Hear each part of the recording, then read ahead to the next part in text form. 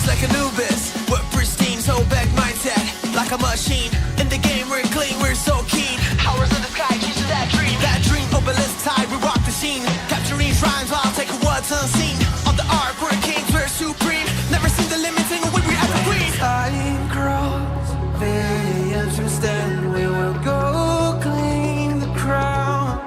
We'll tear it down. There's nothing they can never do to take down our crown. And we will pop them down and make the truth sound. There's something inside more blessings sneaking around. Now watch the ice steel. We fight it down. Run and charge and calculate the power we bring. Cut it like a panther, hear the battle sing.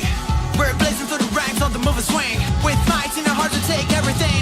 Everything pillars rise as we claim our throne. For victory, we've already grown. On the field we fight, we overthrow the known. Nothing stop us, ain't no way we stay alone. Time grows, very interesting. We will go claim the crown.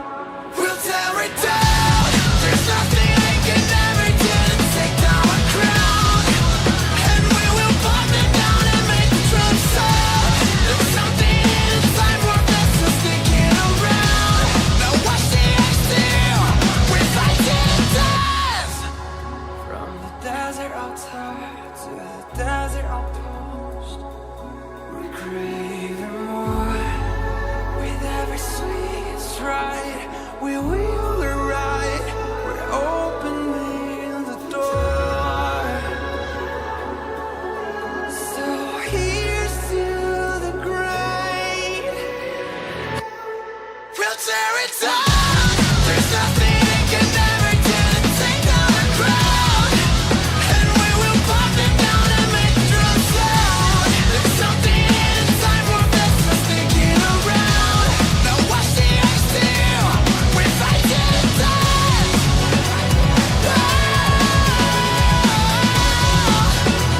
Yeah, we fight it down.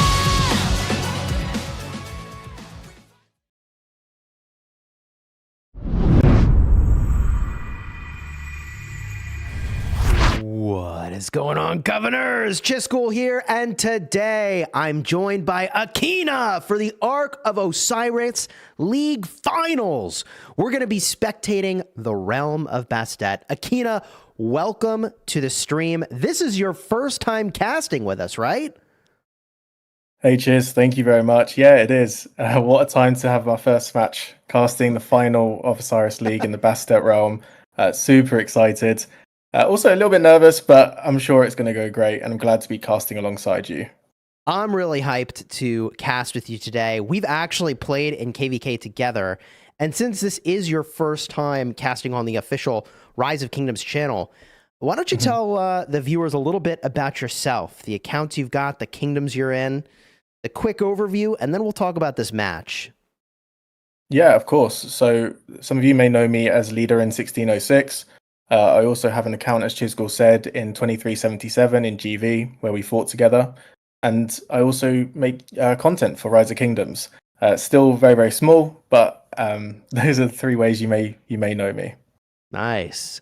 Well, you know, we have seen over the years of Ark of Osiris League a lot of really crazy matches and a lot of teams that have emerged out of nowhere.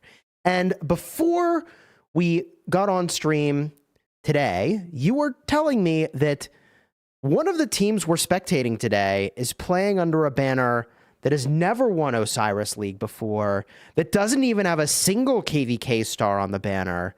That is the Beer Squad. So it's Beer versus 2489.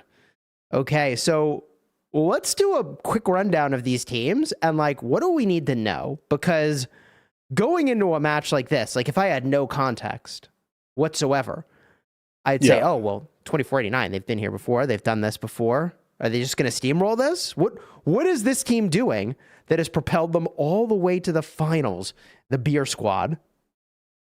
Yeah, so, 2489, they need no introduction. They are one of the best teams in Rise of Kingdoms at Osiris League. Incredible history. Winner of Season 6 Osiris League, Season 7 Osiris League, winner of Season 2 of Grand Prix as well, and they have 7 stars KVK wins under their belt. Whereas we go over to Beer Squad in 3376, and their highest achievement is top 12 of Grand Prix in Season 3. And they don't currently have a KVK star. But something that's so amazing about Beer is just their dedication to Arc and Osiris League. This team, for those that don't know, train multiple times per week. I think it was 2 games per day during every weekend in the run up to the final, at least, that they were playing. And they've been beating 1960. They've been beating any team you can imagine in the practice matches. And now they're getting to face 2489, who they have also beaten in practice, but 2489 has also beaten them. So it really is all to play for in this match. That is crazy. What a helpful explanation of who this team is and what they're about. Because the funny thing, is that everybody's trying to place their Oryx and figure out how to be the next Oryx millionaire, right? And this is the kind of team that a lot of people will see and just judge based off the stars and the sort of adornments that go on the flag. And they'd say, oh, well, 489, like, easy win for them, right? Not at all. This should be a really hype match. And I'm very curious to see what sorts of stuff they're going to do. And I see you all are hyped in the chat as well. The beer emojis are flowing, so to speak. So this match will begin shortly. And it's important to mention that today's format is a best 2 out of 3 format. So in this live stream, what we're going to do is we're going to jump into this match in just about 10 seconds. And after this match concludes, there'll be a 15-minute locker room period for these teams to talk about what happened, figure out what they want to do differently in their next game. And then we'll go right into the next match. And if one team wins the first and then the next team wins the second, we will go to a third game. All right. So we'll have the full match, 15 minutes of downtime, match number 2. And if there's a third, we'll do 15 minutes of downtime before match number 3. So grab your favorite beverage, okay? Whatever that may be. I know one team perhaps prefers one beverage in particular. Strap yourselves in, get your popcorn, because this should be a pretty hype 2 to 3 hours of fun, all right? Now, I'm going to jump in game, and we will start to get a look at the teams as they load into the map. And something really...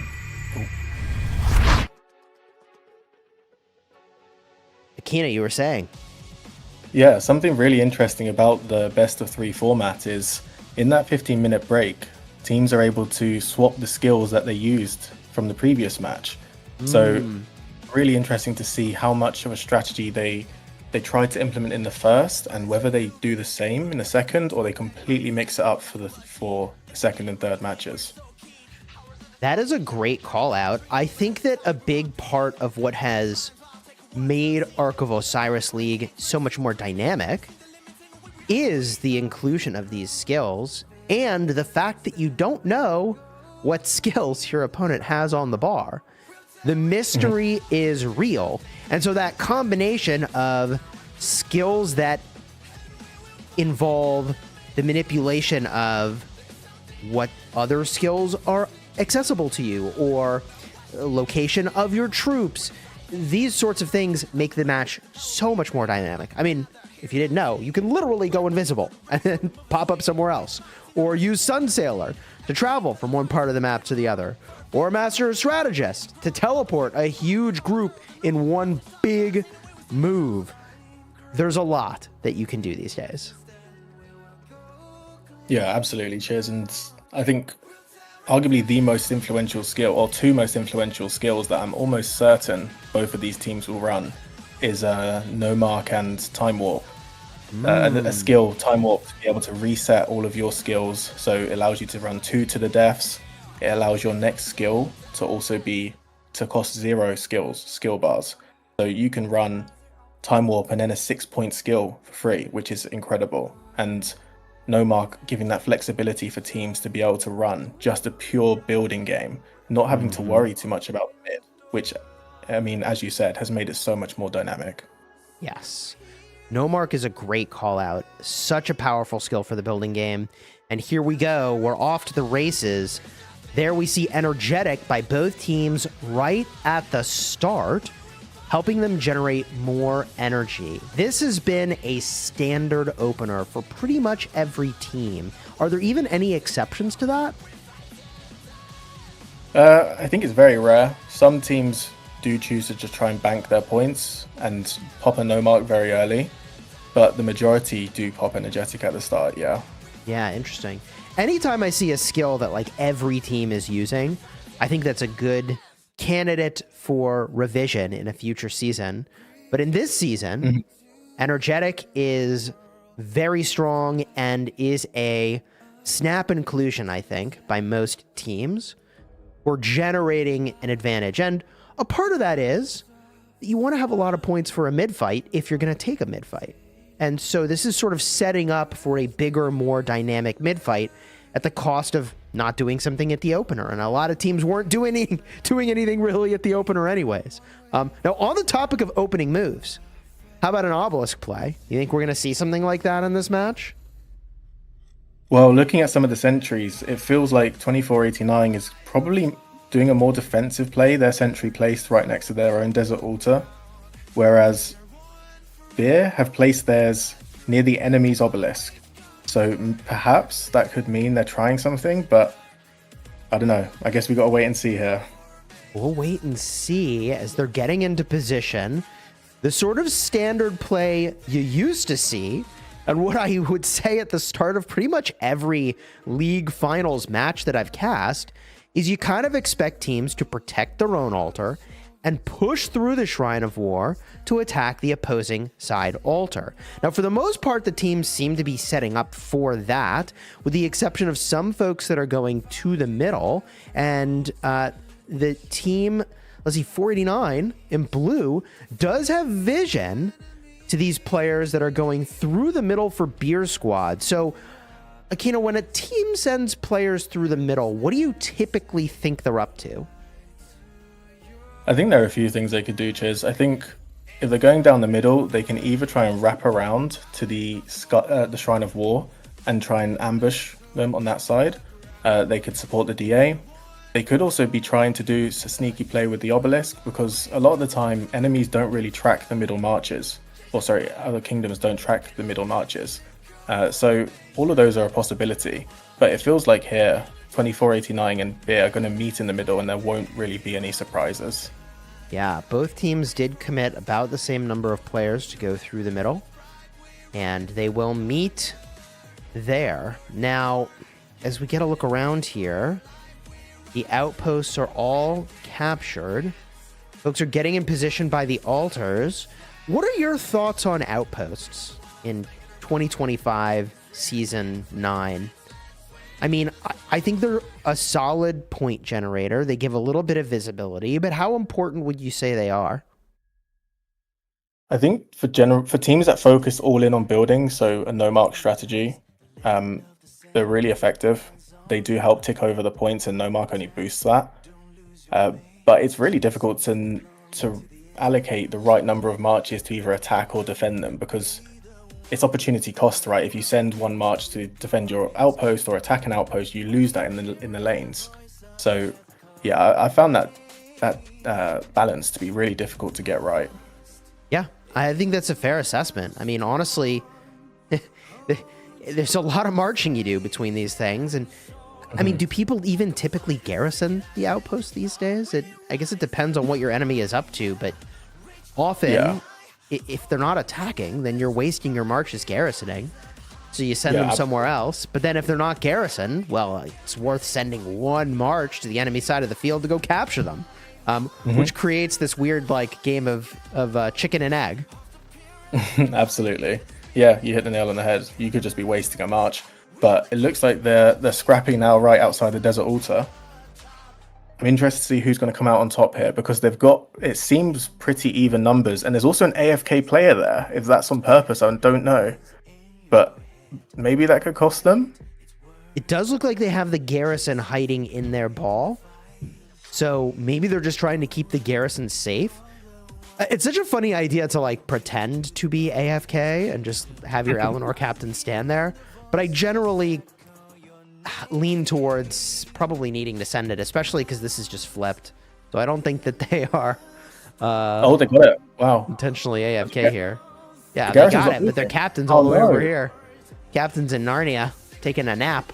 Uh-oh. One big of all times to go AFK. You don't want to go AFK now. Yeah, maybe they got disconnected and need to reconnect or something to that effect, because imagine falling asleep at the keyboard in the middle of Arc League. I know that No. KVKs can be strenuous and you might be low on sleep, but not the time to be asleep at the wheel. Well, as we get a look around here, we do see one shrine in the hands of Beer.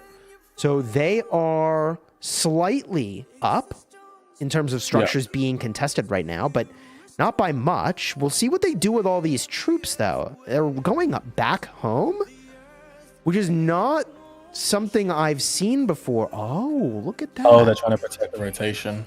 Yeah, so we see that 489 is rotating off of the altar toward their own desert, that is, towards Sky. And so they're coming back to try to cut them off. And I haven't ever seen a defensive rotation like this, but I think it actually could work. It will end up costing them the Shrine of Life potentially, though. That might be okay. They're benefiting from the 5% health and march speed for now, which does give them a slight advantage. And the thing that's a little bit weird is that they're fighting so far away from the Sky Altar itself. So as long as there's no rally coming through, I think that could work. Just kind of gum them up on the field. Back when I used to play, and I'm old now, played in the first seasons of Arc League ever, but back when I used to play, you try to avoid fighting far away from an altar if you were supposed to be defending it, because the rally could walk right past you along with some other troops, and they just take it right behind you, and you end up having to run back to the altar to try to defend it. But it looks like they're not going to have that problem. Yeah, and with the rally, Attila Subotai being so powerful, that could definitely be a threat. But generally, the meta at the moment feels like you want to meet the enemy as far forward as possible to allow yourself to kill off your marches, refresh faster, and have fresh marches available for when they eventually reach the structure. That's generally what some of the top teams are now doing in their strategies. It's wild how the meta has changed. Yeah. I think especially when you don't know where the enemy is. I guess if you can find them, gum them up, and try to weaken their marches, you can take advantage of that refresh time. And you're right that like time is the thing you want to be taking advantage of in this game mode. You're trying to 100%. find ways to gain time. And Beer have micro-optimized everything possible for their march speed. They're such a quick moving team. They're very fluid. And a lot of the time they can suffocate you with their movement. And right now it feels like it's kind of even on the movement side. And with 4 minutes to go to the arc, I don't really see too many going mid for now. And no skills have really been popped. So are both teams just waiting for the other to move first? I don't know. It's a bit of a stalemate at the moment. Very even. Yeah, I mean, to me, this feels like some fair arc, which normally you try to find one team eking out an unfair advantage in one way or another. But when I say fair arc, I mean, hey, like, let's meet in the middle and punch it out. And may the strongest, mid-fight team win. I haven't seen a battle go like that in actually quite some time. So it seems, though, that that's kind of what they're setting up for, with the exception of the one Belisarius Primo is just watching kind of cruise around the backfield here, doing exactly what we talked about at the start of the stream, which is grabbing outposts opportunistically, because, like, hey, if it's not defended, I'll just take that with one march. Thank you very much. Yeah, absolutely. If you can get 3 of them, that's worth more points than capturing a shrine. So it's definitely adds up. There it is. What's super interesting, Chiz, about this upcoming mid-fight is we both know 2489, one of the top kingdoms in the game. Their accounts are going to be stacked, equipment, armaments, the very best. And Beer, perhaps not as much as 2489, and will that make a difference in the mid, or will Beer's numbers that they're trying to rotate outperform that?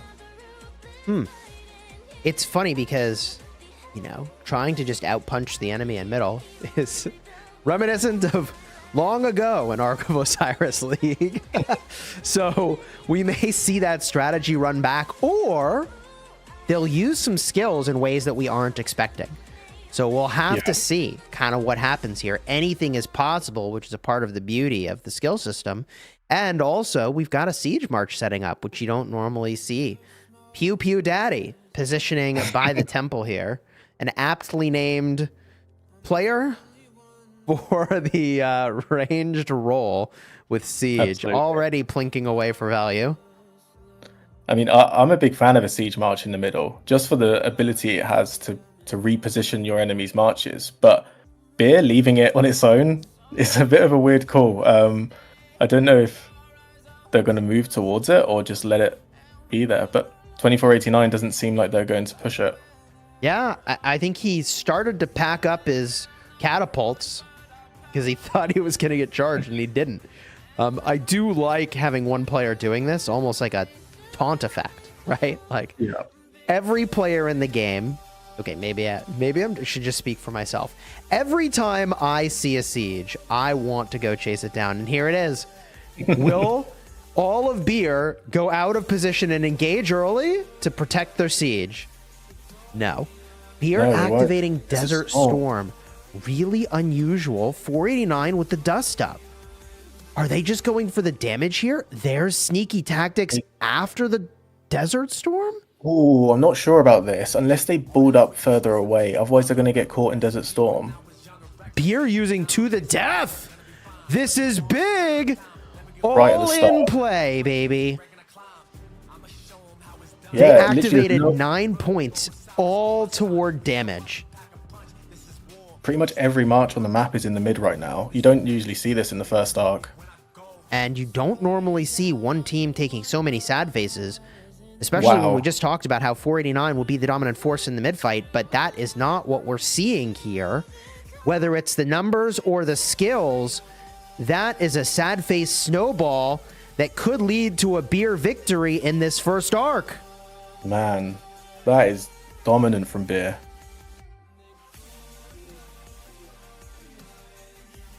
I bet that doesn't happen too often to 2489. I imagine that it does not. Beer taking this first arc while losing their shrine and 2 outposts, a cost that feels pretty worth paying, although we'll see what it costs them on the backswing. How do you feel about the skill combination here that 489 deployed, right? They spent the same amount of points, 9 of them. Yeah. They got a heal. They got an invisibility plus damage combination. The invisibility, I don't think they were there for that. They just wanted the damage boost, right? And then they got the dust up effect. So what do you think about these skill choices? So it seems like it's the exact same skill setup that 2489 used in their last match versus 16 OT. And I guess they feel if it went well there, it could go well here. But Beer in the middle, that to the death was just so influential for that win. And I really question the sneaky tactics and just how useful it was with Desert Storm there, and whether the damage made any difference whatsoever, because it didn't seem like it did. Yeah. Should you be using sneaky tactics if you don't intend on doing anything sneaky? I don't know. They use sneaky tactics just as tactics, which, like, it didn't work out. So I feel like that combination was very powerful. The downside for Beer is they can't do that again unless they have on their bar the ability to reset, right? Yeah, unless they have time warp. And these rotations right now to the altars, it seems like Beer is pushing heavy towards that desert altar, and it feels like 2489's rotation, they're going very aggressive on the sky altar and leaving their desert altar pretty exposed on the top lane, top side. I mean, it is funny, like, okay, so they're pushing buildings this arc. I guess it's just they consider it gone. They say, okay, You got the first one. It is what it is. I guess that's the stance, right? They're exchanging the Ark here to a better carrier by entering into a caravan. There's no way to actually drop the Ark, but wait, hold up. We see some blue lines. Okay, they're coming from very far. All the way from the starting zone, targeting right next to the carrier. Okay, Yeah. interesting. They're not they're not getting there. Well, And something also, oh, sorry, go on, Chiz. No, after you.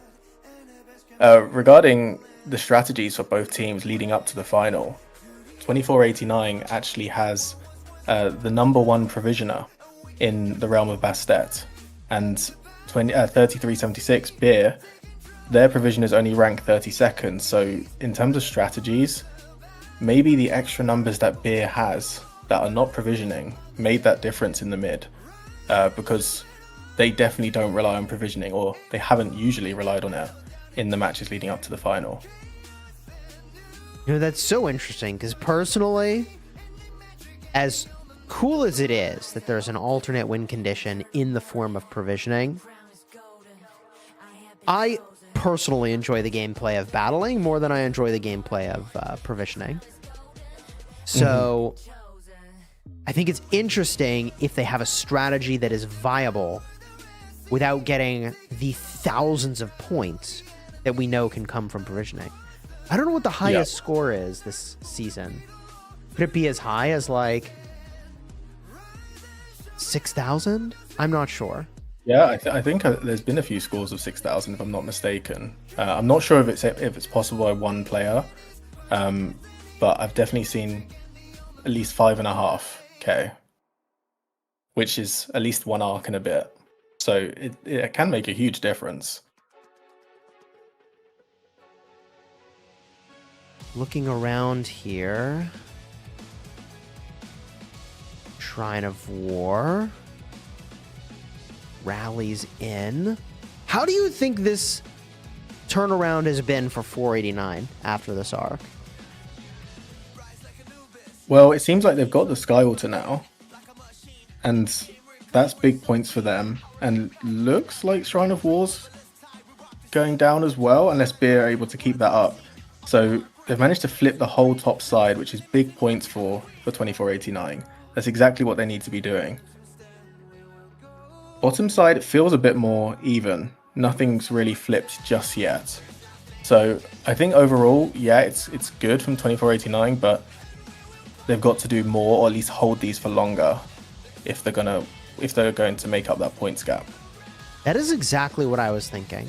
It's like they did an amazing job of having those rallies come right off the back of the fight in the middle, but I don't think they got enough time on these structures to offset having not captured that first arc. So let's see, where is the arc carrier? Let's get a peek. Hanging out by the cities. Yeah, they're holding out. Yeah, I think that's a fine place to hold the arc, quite frankly.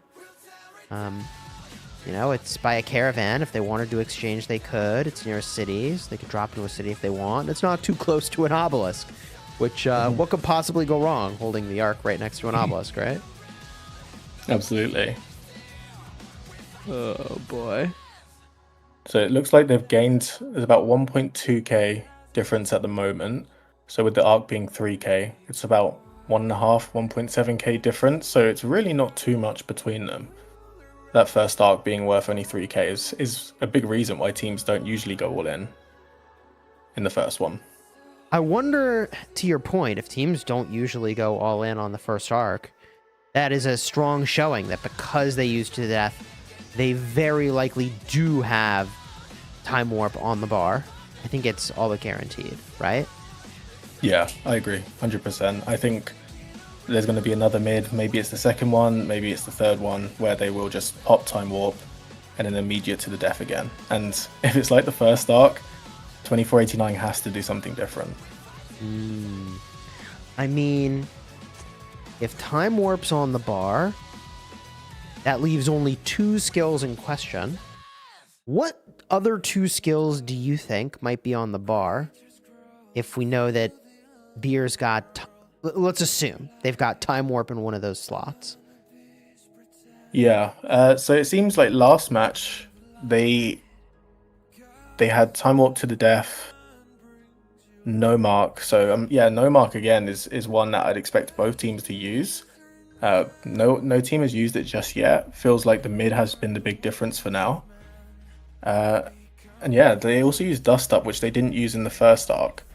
So Dust Up, no mark as two of them, and then Time Warp, I'd say, are the three that Beer probably has waiting, unless they've got something up their sleeves. You know, my hope is that teams have something up their sleeves. That's always my hope. Cheers, I don't know if you saw, but there was a, on that Desert Altar in the top lane, I'm almost certain I saw an Arthur rally. Unless my eyes are fooling me. I'm pretty sure there was an Arthur rally, which I thought was really strange, unless it was just a visual bug. Yeah, well, could have been an Arthur standing right on top of the rally icon. I do see an Attila Subutai rally. Yeah, maybe it was that. It was probably just a visual bug. Yeah. It would have been very interesting to see an Arthur rally. Would have been pretty wild. I'm looking around the map now. I mean, the issue is that Arthur has too many skills committed to field, even though we'd love to see the sort of double combo rally lead action. Yeah. Especially with the new accessory, the combo accessory.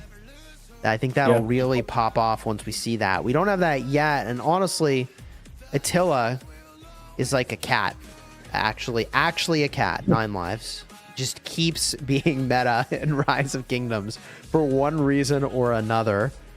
Well, it was your old kingdom, Chiz, wasn't it, where you discovered the Attila Gorgo combo that frustrated 1960. It is true that we put Gorgo with Attila together in an artifact KVK, turning him into infantry, and put that in a garrison. Turns out all that counterattack makes it really difficult to swarm, which is exactly why it's used as a part of the rally combination. It makes Subutai very difficult to swarm and is boosting the combo attack damage to boot. That is exactly what you want. And an arc, everybody's using lots of cavalry anyways for the march speed, because as we said earlier, it's all about time. How do you get more time? March places faster. Technically, you know, we can't travel through time, but we can travel faster to where we're going. And that's the same effect. Yeah, absolutely. And interestingly, since the arc, it feels like Beer hasn't been able to exert too much pressure on 2489 structures, and 2489 has managed to get the upper hand, at least down the lanes. And it feels like the gap now is only 800 points once Beer captures that arc, so it's almost negligible. So maybe the play for going all in the mids, Beer needs to lean into that strategy a bit more for the rest of the match, because it feels like the lanes 2489 has the upper hand. I would definitely believe that. I mean, they've got the Sky Altar. It's not ticking for points yet, but if Beer's strategy is a mid strategy, and I think it is. Oh, they just captured it. Yeah, there you go. So that is an interesting point about, well, if they have a mid strategy, why not capture more arcs? And I think we both know the answer is because they're setting up the exact number of points they want for this next arc. That's the advantage of having this first arc, that, okay, first arc's not worth as many points, but you know what you do gain is the ability to control the timing of the second arc. So I think it's all very intentional. Yeah, it's a really good point. To be able to control the timings of the match is a great upper hand to be able to have. And yeah, it looks like they're rotating from the Sky Altar to the Desert Altar. There's a lot of marches from Beer going there, actually, but 2489 are defending very well.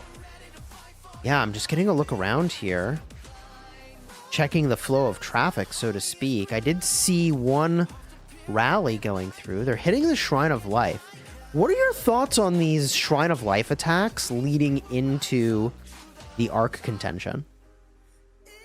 I think if you're able to hold it while the arc's going on, the buffs that the shrines give you are invaluable and can swing a mid-fight.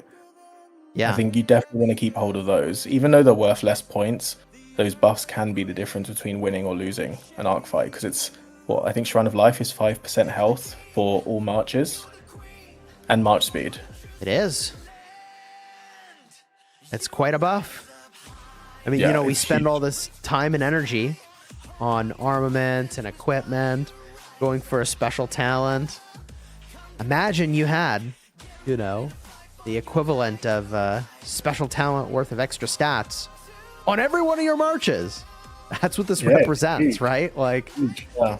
it's big. It doesn't seem like such a big deal, perhaps, in a world in which, you know, armies have a lot more stats on them than they used to, right? But it's Yeah. still pretty big. Yeah, it definitely is impactful. But 2489, they're not rotating too early. They are keeping their foot on the gas on the building game. Do you think that they might activate No Mark here? I would, for 2489, I'd be surprised because they didn't use it in the last match. So it would be switching up the strategies. But if there's a match to switch it up, of course, the final would be one of them. So I do see an Arthur floating around. It's an Arthur Bertrand. On the topic of cavalry, which we've been chatting about throughout this match today, how do you think that Bertrand has perhaps influenced the open field meta in Arc, given that he's a combo commander, Arthur's a combo commander? Yeah, it's a very interesting play. I don't think I've seen another Bertrand being run in the Osiris League. And of course, his update only recently came a few weeks back, but I'm still a little bit unsure as to whether that would outperform an Arthur Philip or an Arthur William. Those two marches are very solid, and I'm not sure Bertrand would be the play, in all honesty, unless it's for swarming. I'd need to remind myself of Bertrand's skills if he's got anything tailored for swarming. Yeah, I mean, I think, and you know, as we get a look around the map, I keep kind of getting a look at the diamonds here to see what the different troop types are. But I think cavalry are just so good in Arc because they march faster.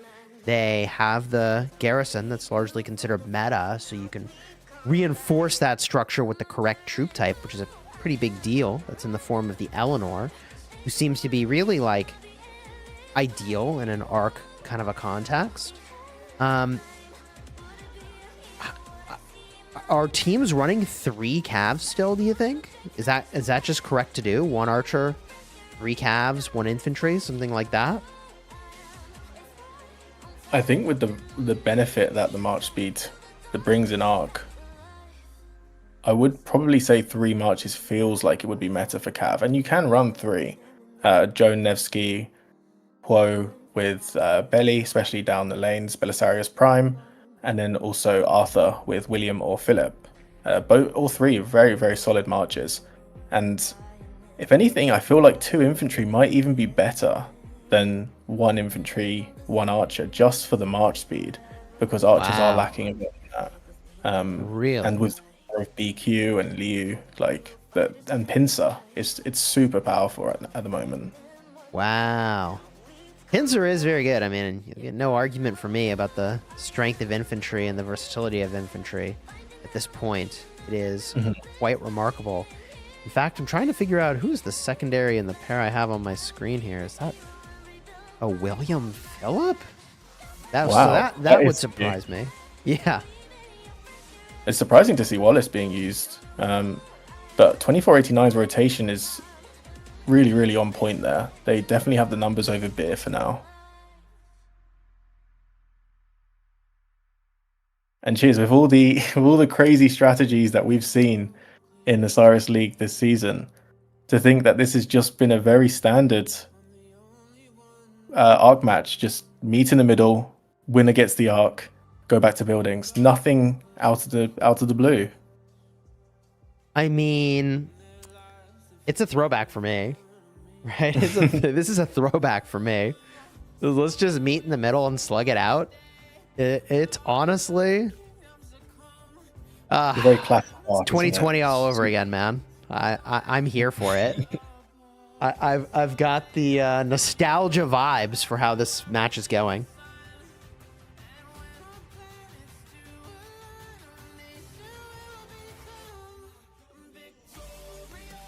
Have skills been popped in the mid? Oh, Not yet. yes, there it is. Dust up. Oh, the dust up. And Beer's running Desert Storm. Are they just running it back? If it looks worked for once, now. let's just do it again? No way. Desert Storm has been used very often by a few of the top teams now. It's interesting, especially when Sneaky's not been used, because that's usually why you would use it, to counter Sneaky. I But mean, it's finished already. how many enemies does this Desert Storm hit? Is it limited? I don't actually know. Fresh. If it's not limited to the number of marches, it's just a lot of damage to get in if your enemy is all clustered up, which they were. 489 to the death. Okay, they're doing something a little different this time.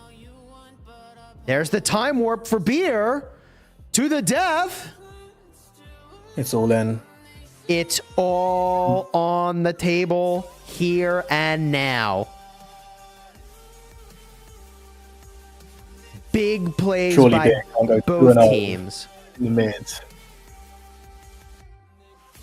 It seems pretty even. Oh no! Whoa. Okay. 2489 look like they're losing again. That's a sad face snowball for sure. Even with to the death, Beer is able to clear 2489. I mean, I think the effect of Dust Up is cool, but imagine that you can take some number of troops off the top from your enemies. Sounds like a they're powerful all ability. going in. That's Desert Storm, and that's what they've done twice now. And I think they've sort of figured out that making it so that their enemies don't have as many troops as you do, it's pretty powerful. Seemingly more powerful than debuffing your enemy. Yeah, 100%. I think Beer have definitely shown that in the mid. 2 mid victories against a team that has better equipment, better armaments. I can imagine 2489 are pretty stunned right now in the mid because they rotated very well. I don't think they were slow. They were where they needed to be on time, and they had a lot of marches. But Beer have just run over them. You don't see that kind of decisive mid fight all the time, but that is a pretty convincing victory 2 times in a row. So here's the question. They take this arc, they bring it home. Are they going to have enough of a point lead that they can say, it's cool, we don't go for a 3rd arc? Or are they going to have to get one of these arcs without to the death? Yeah, I mean, I think they're going to have to get another arc if the building game goes the same way that it did just before this one. Because you can see the points are almost even completely. And we've also got to remember 2489 has the best provisioner in the realm. So that's going to be worth at least an arc and a bit. Oof. Is that going to be the difference for this match? Because, again, Beer could have the numbers in the mid, but the provisioner can win 2489 the match. Okay, well, in that case, we know there's going to be another arc, even if they wait the full 13 minutes to cap this thing.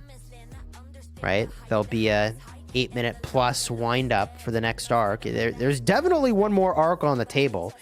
At this point, it's just a question of when that arc will go onto the table and with how much time left on the clock will there be to capture it. And if you're right that 489 is going to provision like crazy relative to Beer, they may need to get all 3 arcs to secure the win in Beer. Yeah, and honestly, Cheers, I wouldn't be surprised if Beer just dunked the arc straight away and try and make it if there's enough time for 4 arcs, is there enough time for 2 more arcs if they were to capture it right away? It would be very close. It's typically about, best case, like 2.5 minutes to walk an arc and over 8 minutes to spawn a new one. I mean, you could do it. Yeah, so maybe if they run through 2489 again like that, I mean, 2489 only has 1 more potential to the death, which I think Beer are aware of. I'd be very surprised if that last skill wasn't time warp from 2489. So you think 489's got the time warp? I think that would be their last skill. Okay, so you think the play for 489 is to time warp plus to the death for this final arc?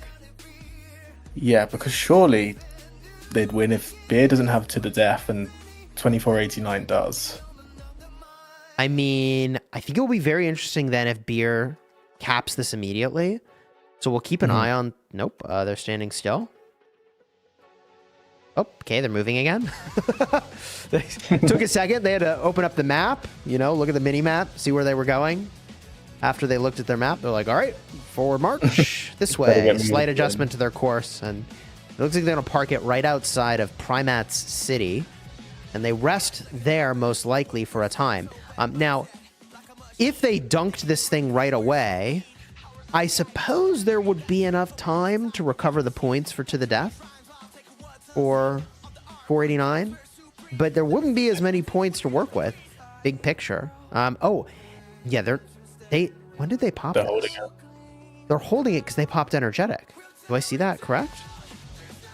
I see the icon for their AP sort of glowing in the bottom right of my screen here. So, yeah, I mean, I guess it makes sense. They're hanging out. Oh, obelisk flip here. I doubt that that'll last for too long. Yeah, we look at the teleports, I think... Oh, they only had 20 teleports? No, maybe that's wrong on my screen. They're not going for it. Yeah, that's just Surely. the point. I don't feel like they would do much with that with 20 minutes to go. No, but you'd want to, like, tap that. Yeah, there absolutely. it is. This is checking hit with a double C that's got 100,000 troops. All right, yeah, they're going back home. They bring a combat CC. march, presumably. They deal with this CC, and it flips back over. But they only have like a minute 15 to deal with this, which should be fine. But I don't know. I mean, you've done a duel in a practice match before. Duel can take more than a minute. Especially they put these archers into the calves, but it must be maybe low tier of troops in there or something. I don't know. Maybe unequipped. Probably unequipped. Yeah, I think this is just building up some points for 2489. Otherwise, I'd assume they try and commit a few more marches to this. Yeah. No, I mean, you get control of this, you teleport in for sure. They're only committing 1 march to this. Okay, there's a second, there's a third. I was like, man, like, I don't know. Maybe I just have obelisk PTSD. That must be what it is, where I'm like, everybody take it back. You know, I'm like worried the sky is gonna fall, that it's all gonna crumble around me when the obelisk flips, because we've seen it happen. The top teams. Yeah. So GT being one of them. even the best can get into trouble if you lose your obelisk for any meaningful amount of time. Where meaningful in this case is defined as long enough for the enemy to teleport in. And once that happens, all bets are off for what comes next. Yeah, absolutely. Was that? No, that wasn't a rally, was it? No, it died anyway. Yeah, so 8 minutes until they have to capture the Ark. No movement from Beer. They're still chilling right outside the city. 2489 don't seem like they're going to try and disrupt it. Points board, honestly, the gap has stayed the same for the past few minutes. Really only 100 points in it, but Beer having that Ark up their sleeve. Oh, I feel like the conclusion to this match will be decided by that third Ark. I mean, we do see provisioning is happening as I kind of look around the map. 489 is provisioning. So we know they're doing that. I do, however, see Beer has provisioners as well. So the provisioning game may be closer than you might think. It could be that perhaps they've adapted their strategy to include some provisioning because they know that against this team they might need a more than 0 score on that. Hard to say. I mean, you know, the more provisioners you add, the harder it is to find places to provision, obviously. So, you know, having like one player's worth of marches out and doing that feels pretty reasonable to me. Yeah. Yeah, and right now it feels like the difference in the lanes is not there at all from having that extra march or the extra marches on the field for Beer. It feels the mid, there's more of a significant difference, but the buildings, they're still on the back foot.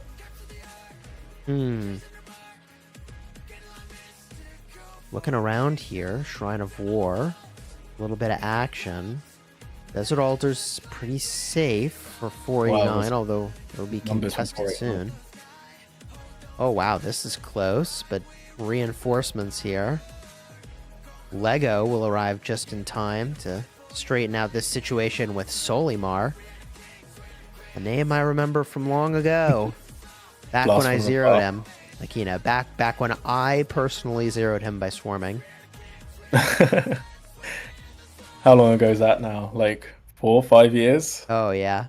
It is funny, for those that don't know the lore, like, Solimar was one of the first really, really big players to get zeroed. I was actually in a kingdom with him, and his account was left online when the starting zone was getting invaded. I guess his account was left offline, I should say, when the starting zone was getting invaded, and he stayed in the starting zone. And so, of course, you know, the enemies roll up on his position, and they were running 10 rallies at a time. And it's funny because all these years later, I get accused of having been the one to zero him, which is pretty funny. They're like, why would you have zeroed him? It's like, what? I didn't do it. What are you talking about? But the Solimar name is legendary in the Rise of Kingdoms community. That is just going to live on forever, a part of the lore. Yep. Little Beer flip their Desert Altar back, and it's all even again. Split right down the middle for structures. I mean, I would say that that's what this game has been. It's like, honestly, pretty even all the way around, with the exception of the mid-fights. And those mid-fights, it's like Beer is playing chess to the 489 checkers. It's just not even the same universe of punch, it would seem, in the mid-fight. So whatever they're doing there is working, not by a little, but by a lot. Yeah, and I think you put it really well, Chiz, with the chess analogy. Beer, if you look at the kills, they're getting out-killed throughout the map.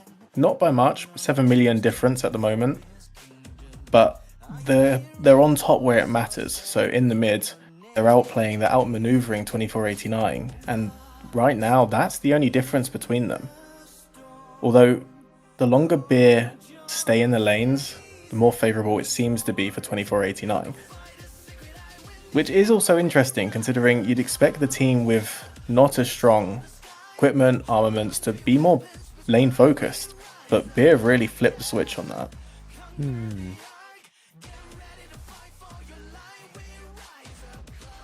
This is an awkward situation when your strategy is potentially a one-trick pony, and you're having a hard time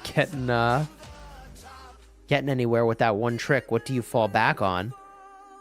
And yeah, because you know, 2489, their entire skill lineup is dedicated to the mid. It seems that way, right? Like, we don't know what their last skill is, but you think it's Time Warp, right?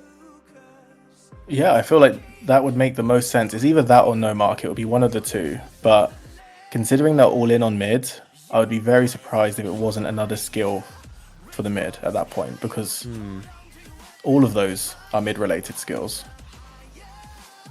The arc is actually still being held. So do you think they just get that one last arc and finish it at that? It seems that way to me. That their goal here is to use this arc to be the point differentiator and then keep things close. Now, no mark would be an interesting plot twist for 489. If they did that, it lasts for a while, right? So they'd want to get it in the last 10 minutes. Yeah, but they would also, to really capitalize on it, they've got to put some more pressure on the buildings and hold it for a substantial amount of time. Yeah. Because that's also going to take away some of their skills for the mid if they do go again. We do see that they've got energetic active for now. So they're building up to something in 489. It's just a question of what. Maybe they're just so confident in their provisioner being able to make up the points lost from the arc that they know if they just keep going as is, all dust up popped. If they keep going as is, that'll be enough. By 489. Yeah. That's interesting. I mean, the reason you'd pop dust off like that is because they're about to cap on points. So they just use something that'll last for a while, I guess. Claim a little bit of edge where they can. Yeah. What is beer gonna do? Like, what are these last two skills on the bar actually gonna be? Yeah, they've only used 4 points so far, and it's been very, as you say, one trick. Just go to the mid, pop to the death, win with Desert Storm, and there you go, 2 arcs for beer. But yeah, I am interested what they would be. That's a one-trick pony that is doing exactly the thing that it's set out to do. You know what I mean? Like, yeah, these teams both seem to be positioned to be mid-lane one-trick ponies. And the Desert Storm to the death combination, it just feels like it's been superior each time. And it looks like on the timer, there's only 1 minute left on the arc, so they've got to cap it very soon. They need to hold it for as long as possible if they only want this to be the last arc scored. But yeah, because there'll be 8 minutes. I always get anxious for this part. There's no way they would forget and not turn it in. But also, the longer they wait, the more weird it could get. If it actually drops, it would respawn back in the middle. But again, there's no way. With 30 seconds left on the clock, they're already moving. That's a level of cushion I feel comfortable with too. So they score it. There we go. Yeah. 8 minutes and 11 seconds till the next spawn, which leaves 2 minutes and 20 seconds to actually cap an arc. That's pretty tight timeline. If you were walking with no disruption, you could do it. Or if you use Master Strategist, you could do it. Oh, it's a good shout. Maybe they have got that up their sleeve. But also, maybe the reason why Beer didn't capture the arc so soon is they're not as confident without to the death of winning the mid. And restricting the amount of time 2489 would have to be able to carry it home does feel like a smart play. And maybe they just don't even go mid at all and just go all in on no mark and go buildings, because 2489 need to get the arc. Oh, interesting. So you think that 2489 really does need this last arc to get a win? I mean, with the provisioning that they have, it might be enough. I don't know how much beer are provisioning. Yeah. But if they're doing at least a decent job in provisioning, they probably would need the arc on top. Because I don't know what beer has as like 2 skills left. I'd be very surprised if it wasn't no mark. Maybe it is Master Strategy, as you say. Well, we'll find out soon. With 6:45 left till the arc spawn, there's not a lot of time left to start to mosey your way to the middle. And when that happens, we should get some good fireworks on this last arc. Yeah, it all comes down to this last arc, it feels. Just over 3k points gap. I do generally agree that, given that we've seen both teams are provisioning, it's unlikely provisioning alone can be the difference maker here. So there's a couple ways you can capture an arc very quickly. One of them is, of course, to use Master Strategist. It teleports your marches from one location to another. So you don't even need to win the arc fight immediately, but you do need to win it. And I don't know, to win an arc fight with that many points left in your pocket feels like it's pretty tough. So Yeah. what we've seen teams do is they time it perfectly. I think it was 93 who we saw do this to great effect in the past. You try to time the pickup perfectly to Master Strategist the arc the second you pick it up and to bring it to safety. But it's a very long wind-up period for Master Strategist, so you're sort of hoping and praying you actually have it in your hands to run it out of there in the middle of a contentious field. It feels like a real Hail Mary play, like all in or nothing, and it completely depends on how good your arc carriers are at picking up the arc. Yes. It is a thing I continue to talk about, and I've talked about so many times, which is playing to win versus playing to not lose.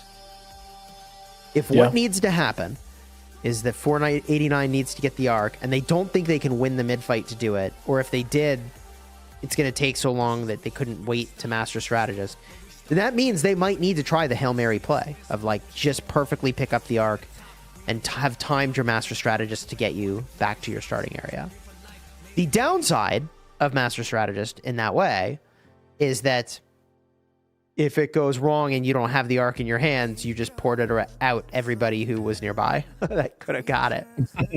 Yeah, really can completely sabotage your own mid. Yes, but they have the combination of skills to do that in a pretty impressive way, right? With sneaky tactics. Yeah, if they have the points for it. And Chiz, I don't know if you've noticed, the points gap is really small now. I don't know if some provisioners have come in early, but you could figure that out. It's only 800 points left. They have come in early. They have. Oh, wow. Yeah. They're in. So the board is close, but we know that perhaps some percentage of the provisioning from 489 has returned that has not yet returned in the same way for beer. But that could mean that 489 will not be going for as much of the provisioning strat as they do normally do, right? I mean, I look around and do I see a provisioner? I think they may have turned it in and are now going middle. Yeah, they're rotating huge numbers to the mid now. I think they're feeling the pressure of that all or nothing middle necessity that they have. And you called it out, and here it is represented in their movement. Yeah, if 2489 can win this mid, I really doubt Beer will have the provisions in order to outscore them, but it really is. I think in favor of 2489 here. I think they're doing what they should be doing, and with To the Death up their sleeve. Oh, sneaky. There's piece one of the combo. Master Strategist could be very used. Aggressive. They've gone invisible. Time Warp. They don't have it. Oh. 49 to the death. But they're not even pulled up yet. Oh, interesting. They're going early. Beer energetic. Beer scattering, trying to avoid having to handle the To the Death from 489. No mark activated by Beer. Wow. They're going buildings. 489 has to kill every march here if they want a chance of getting this back in time. But the Beer are making it so difficult for them. It's so messy in the mid. It sure is. I really like the call by 489 to have pushed early. It actually makes so much sense. They didn't have Master Strategist on the bar, so they had to clear mid as early as possible to have any chance of actually having a clean walk home with this arc. And even still, they're probably not getting that clean walk home because it's just too difficult to clean up all these marches when they try to just stall, which they are. And they've lost the shrine in the top, so that's more points for Nomark going to be with Beer. Is Nomark going to be the difference, or will 2489's arc be enough? This is a very difficult arc to get, and I really like the Nomark play by Beer in this instance, because all they need to do is have a very minor number of marches, contest this arc, and knock it down once or twice, and it is not getting to its destination. So Yeah, that means 2 they've got minutes. all the other marches free. So 489 has to commit to mid. They have to commit to protecting and escorting this arc. Whereas Beer can take advantage of that reduced march count on the lanes to take these buildings, which they haven't done yet. So they're going to need to, if that's what they're doing. There's not even that much time left to capitalize on Nomark, is there? No, not at all. But there's a lot of just marches staying there in the mid, not doing anything for the lanes. So perhaps Beer can take advantage. They've got 1 shrine and 1 outpost from 2489, but there's a long wait for this arc to spawn. Yeah. This is the longest arc spawn wait of my life. Here we go, 10 seconds till they grab the arc. Remember, every time the carrier gets knocked down, it is at minimum a 10-second penalty, more likely a 15-second time penalty, because someone's got to figure it out, get the right march on it, react, etc. It just takes time. Pew Pew Daddy moving in on the carrier. His cavalry He's getting getting very close. Second army moving in on the carrier. Double C knocked down. Double C carrier moving at a pretty moderate pace. Almost would have benefited from getting hit. But wait a minute. Wait a minute. Here comes an ambushing force. Charge talent still may have an opportunity yet to get activated for the carrier Lego. Double C breaks away with a tiny amount of troops, not enough to do damage. Man 2 on their way with a Joan Prime primary. More marches rounding these corners here. Meanwhile, 489 has also done a very good job of trying to hold on to their buildings. It does look like we're going to see action at the outpost, the most exciting place this could happen. Belly Prime, swing on the carrier. Not going to have an effect. Joan Prime. Run. There's the Desert Storm. Too. There's the dust up. More armies moving in on this carrier. They're honing in on the outpost. Oh, The they need this distance arc. is They really need closing. it. Are they going to cap it? Carrier's down. 4k point gap as well for Beer. Provisioners have come in. They have to get this arc. Either team could pull this off. Will Lego do it? He's so close. Blue has the arc. 15 seconds left in the match. Has he Will done they it? make it? They escorted 10 seconds. it. But it might not be enough. Oh, it's not enough. No way, 37,500 to Beer. 38,700. Beer is winning Wow. anyways. What a win for Beer. GG.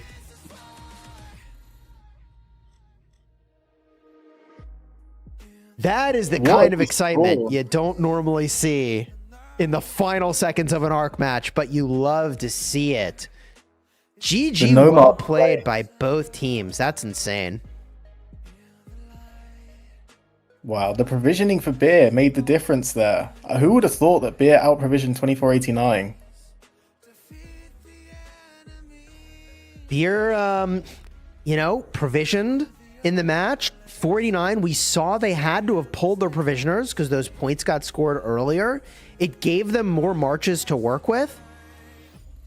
I don't know if they could have raked in an extra 1,500 points worth of provisions, but they might have needed it. Yeah, that could have been the call that cost them the match. Wow. Incredible game. And guess what? We go to game 2. Game 2 is going to be in just under 15 minutes. We're going to pull up a 15-minute timer now, so you don't go anywhere. You can stay right in stream. And Akina and I will be right back to catch game 2 of the Ark of Osiris season finals. Wow, we will be right back.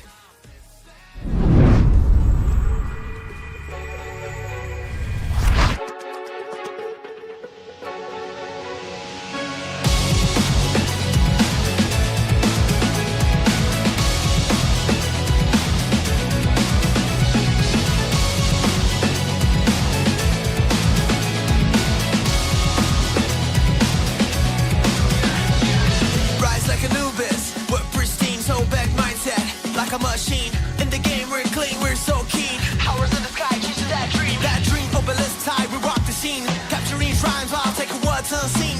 On the arc, we're kings, we're supreme. Never seen the limits in we ever breathe. Time grows very interesting. We will go claim the crown. We'll tear it down. There's nothing they can never do to take down a crown. And we will pop them down and make the drum sound. There's something inside more blessings sneaking around. Now watch the ice still. We fight it down. Run and try to calculate the power we bring. Cut it like a band, they're here to battle sing. We're blazing through the ranks on the move and swing. With might in our heart to take everything.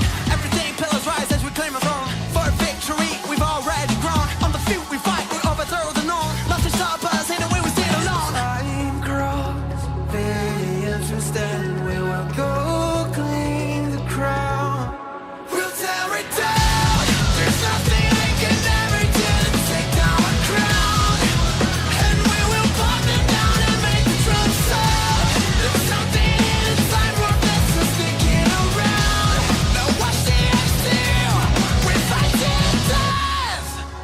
From the desert altar to the desert outpost, we crave more. With every sweet stride, we will the right. We're opening the door. So here's to the grind. We'll tear it down. There's nothing they can never do to take down a crown.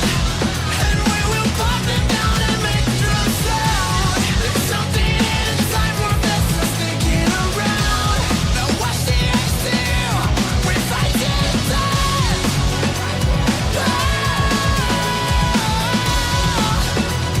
Yeah, we fight it down. We fight it down. We fight it down. In the dark, creatures crawl into the underworld. Afterlife, an abyss protects you. In the light, goddess of the sun brings you life. A deity, best it is her name. Come learn the ways of man. Become one with the sand. The fate is in your hands. It's time to fight. You will rise, not fall. Never lose hope on the ground. We are one for all. The truth will always conquer. Capture the earth, chasing the mark. Get like mystical formation. Turn on the walls, beat on the drums. Let us claim this is war. In the dark, a river flows. The Nile is so expound. A morning star is seen in our sight. In the light, find your desert altar and your shrine. Look for peace, defeat the enemy. Run to the obelisk, defend this legacy. Fly to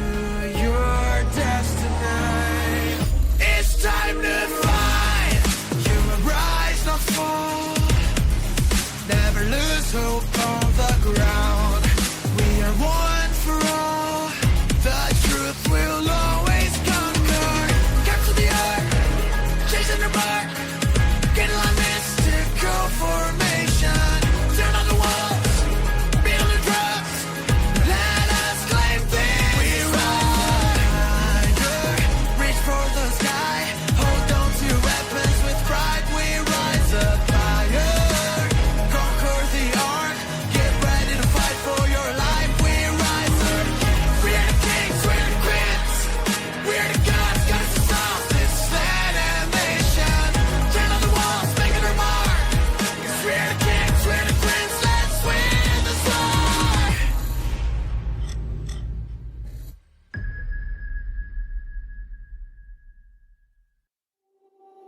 Stand up, don't drown in the dust. The land of the sand one's a prize on your hand. Hold tight, don't lose your way. Chasing for the glory to the end. Don't run, be the one. Bring all your dreams to the glorious kingdom. Are you hearing the voice of Seth call your name? Lost in the storm, hold your face and sword. Go fight a secret, I win this war. We rise up higher, reach for the sky.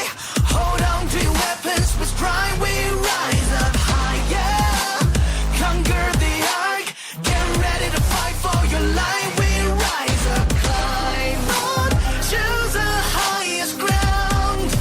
Off the pyramid of life, let the spirit get you high. 'Cause we are the kings, we are the queens. We will rise up to the top. Stand up, don't draw in the dust. The land of the sand knows the answer in your head. Hold tight, it's worth the try. Chasing for the glory in the fight. Don't run, you're the one. Bring all your dreams to the glorious kingdom. Are you hearing the voice of Seth call your name? Lost in the storm, hold your face and sword. Go fight a secret, I win this war. We rise up higher, reach for the sky. Hold on to your weapons with pride. We rise up higher, conquer the ark. Get ready to fight for your life. We rise up, climb on, choose the highest ground. Off the pyramid of life, let the spirit get you high. 'Cause we are the kings, we are the queens. We will rise up to the top. Even when you fall, sticks and stones may break your bones, but you are stronger than the heaviest waves. The earthquake won't shake you, 'cause you are the king, you are the queen, you are the truth of the land.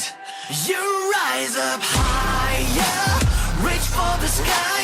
Hold on to your weapons with pride. You rise up higher, conquer the ark. Get ready to fight for your life. You rise up, climb to the highest ground.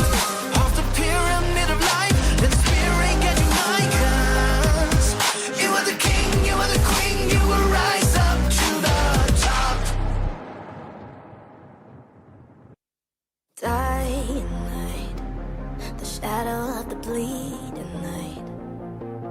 The sword is losing its light, there's nowhere to hide. It's time to face the dark and fight them back. The moon is turning into evil red, burns the desert into ash, ruin the ark with chaos fire, yeah. Survivors won't pray for luck, belief could be hard as rocks, go against the deepest dark. The saddest calling you above the sky. This war will end with the bravest man. Santa Marie grew for the fight, now we've come back. I'm wondering who I am, moving with fire, chasing for the needing night.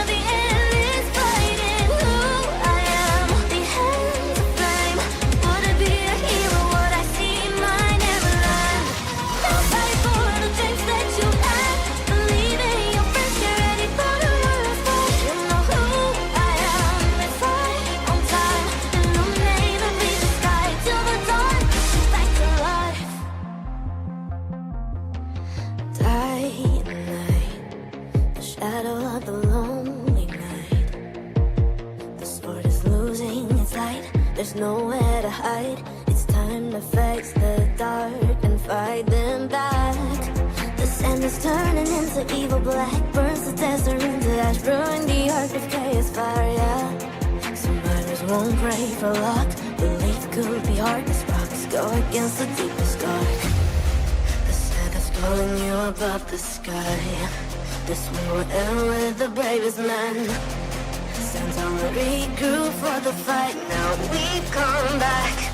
I'm wondering who I am. Run through the fire, chasing for the meaning of the end is fighting. Who I am, the hands of flame. Would it be a hero? Would I see my neverland? Now fight for the dreams that you had.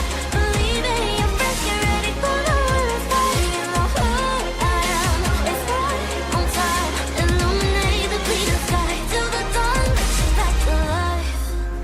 I've seen my people down with sword in their hands, still standing their ground. No time for sadness, holding my faith, just keep on moving on.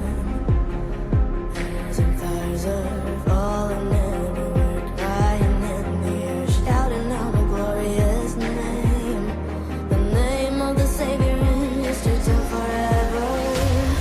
Your faith is leading your way to the light.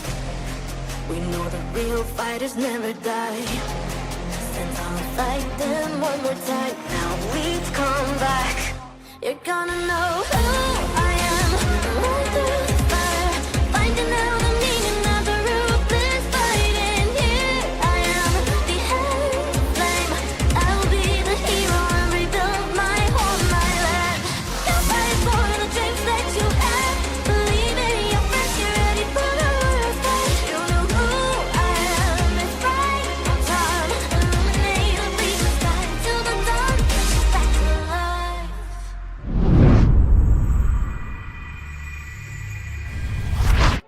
All right, we're back. The countdown continues.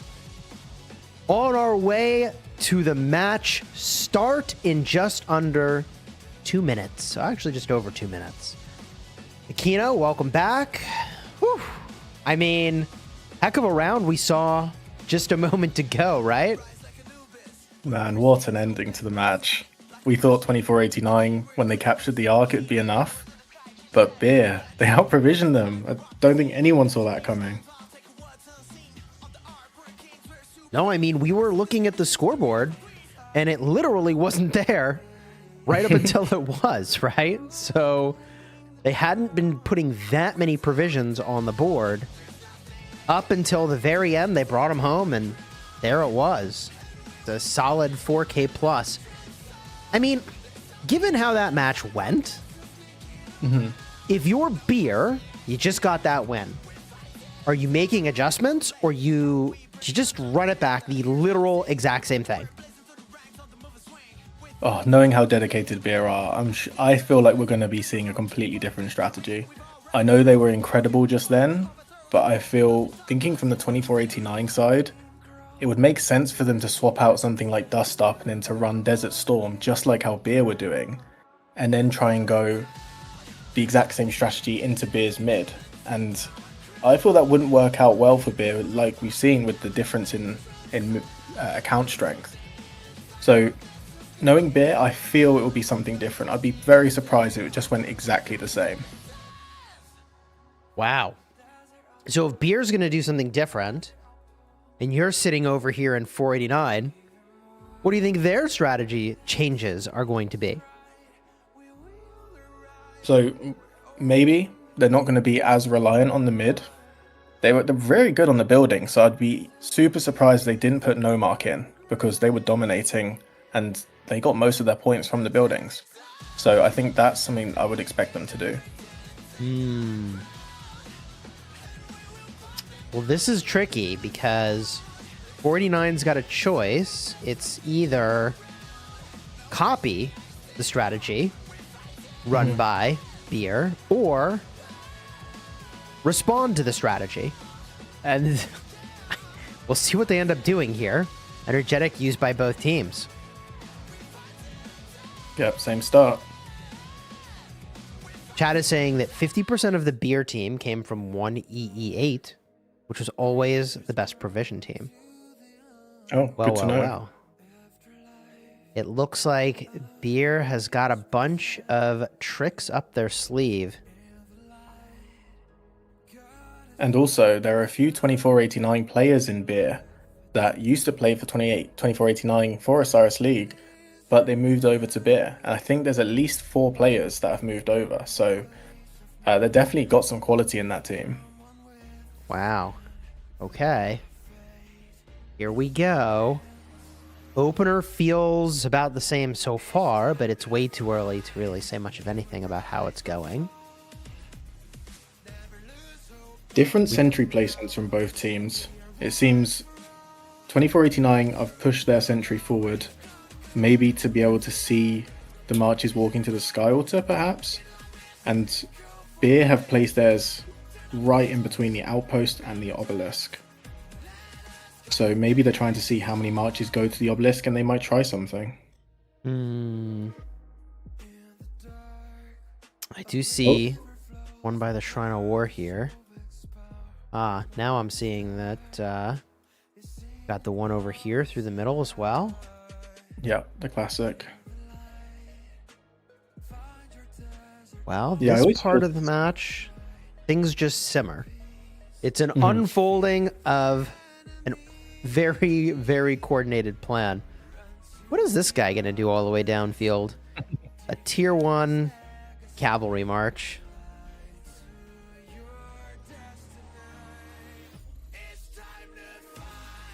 Yeah, it doesn't look like there's any obelisk plays.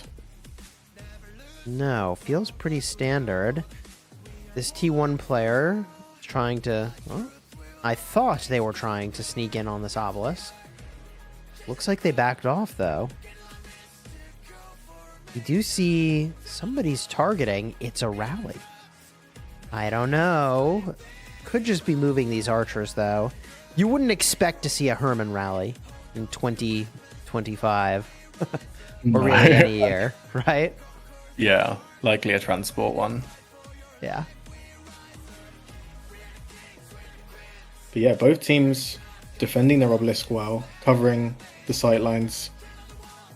I don't see anything too different from the previous match. No, all the way down to the pressure onto the Shrine of Life. Potentially. I think that's what this is that they're going to roll up to Shrine of Life. I guess we'll see, actually. But it feels very similar to what we just saw. Man, if these teams just run it back, I mean, here's the deal. Both teams obviously can make adjustments, but if you're 489, one arc of difference there and you win. So, like, all you got to do is get one of those earlier arcs, and they would have been the winner. So I don't know, like, I feel pretty good about their ability to adjust.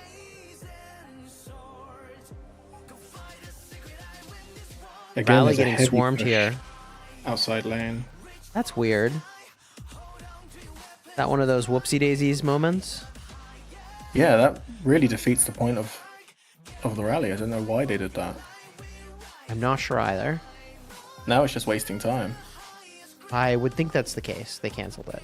Yeah. Whoopsies. Ah, see, and what they wanted to do was hit the Shrine of Life. That's exactly what I thought they were up to. That there was an attack here coming to the Shrine of Life is something I called moments ago, and here it is. So those archers were theoretically destined for perhaps the Shrine of Life, and not going to make it there, that's for sure. Cheers, what do you think about the movement by the DA? Beer has essentially gone all the way around the 2489 murder ball on the top side, and now the red marches are in such an interesting position. They've gone circled 2489. I mean, they could... Oh no, they've teleported into the obelisk, but they could have tried something there. Yeah, I mean, I think it's cute. I don't know that it's good. So what I see is that they perhaps tried to bait away the majority of the ball, but unfortunately for Beer, it seems like an even number of players matching their marches stayed behind as pressed forward. But I think that play against a lesser team could have been very compelling, where you try to bait them away from the altar and sneak people in from behind to take it. I mean, Fear did get in. Oh, and it's garrisoned as well. They did get in. Nah, but it flipped. Because the thing is that, like, sure. Wait. Yeah, it flipped blue. Okay. Yeah, But 2489 has a shrine as well. So this really hasn't gone well for Beer at the start. No, and the altar. And they have the altar in a major way over here. Yeah, this all is four a very different looking offensive from 489, and it is working. Yeah, that's a huge difference. Well, I'll tell you what, 489 is not content to just run it back and see what happens. They have made some major changes. Maybe they realized they're just stronger in the lanes and they want to commit and go more aggressive versus the last match. I think that's a great play and a really good insight, because you pointed out that they were literally slaying them, inflicting more Sev wounded in the field, right? Mm-hmm. And so if you're inflicting more Sevs but losing the mid fight, then okay, just fine. Like, stick to what's working. Lanes is working, clearly. And we see that unfolding on screen now. Chat is saying that no mark right now will be insane for 489. I think that's a great call. I don't know if... I think it'd be pretty close for when they would get it. 5 minutes until the mid. Rally coming in here. Henry rally. 2025, and we're still using Henry, baby. It's that counterattack. Yeah. Henry Asher, I think... Is it Asher Henry? One or the other has the highest win rate, actually, of any rally. More so than Attila Subotai. Wow. They're able to reclaim all of the buildings, in fact, before this first arc and before the first capture points. Oh, what a bummer for 489 that they were not... They took all those buildings but missed out on the first capture points. Is there some sort of skill they could have used there that would have given them a huge advantage? If they did have the points for no mark, they would have been able to capture the structures quicker. But I still don't know if it would have been enough of a difference to be able to get first cap. Now, this first mid fight will be really interesting to see if it runs any different from the previous ones. Right. I mean, they can't just run it back. Like, Beer could just run it back. I almost expect them to just run it back at this point, given everything we've seen so far, where it's basically the same opener. Mm-hmm. I don't even know what 489 changes. I feel swapping Dust up for Desert Storm so they can match them completely in the mid would make a lot of sense. So you think that the hypothesis there is that if we use the same skills and we're equally good fighters, we're going to win? Right? Yeah, exactly. Yeah. So our assumption is that they are equally good fighters. And I guess to some extent, you kind of need to assume you are. Like, if they're better fighters and you don't have a better strategy, then then they're going to win, right? So... Mm-hmm. And that top lane, the Sky Altar, is under threat. If Beer can hold on to that before the arc, that would be pretty huge for them. Because that rally is doing some work to that garrison and Sky Altar at the top lane.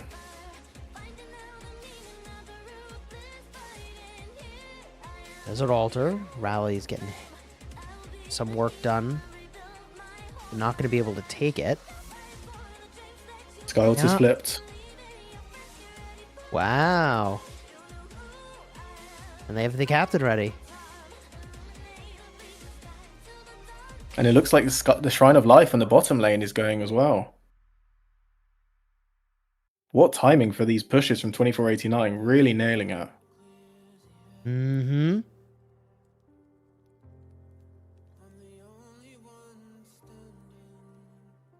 Yep, Shrine of Life is flipped.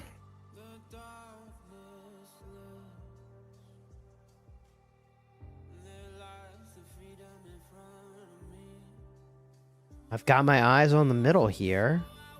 We've only got a minute 55.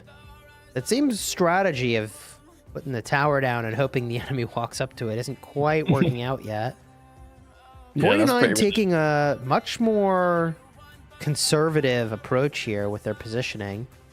Last time around, they pushed right up onto the temple area here, and they're hanging back. Perhaps their rotation's a little bit slower than Beer's this time. Beer have a really big murder ball at the moment on their side. But yeah, 1 minute to go, no skills popped.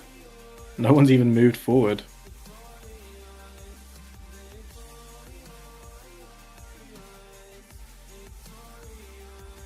Okay, 2489 look like they're moving.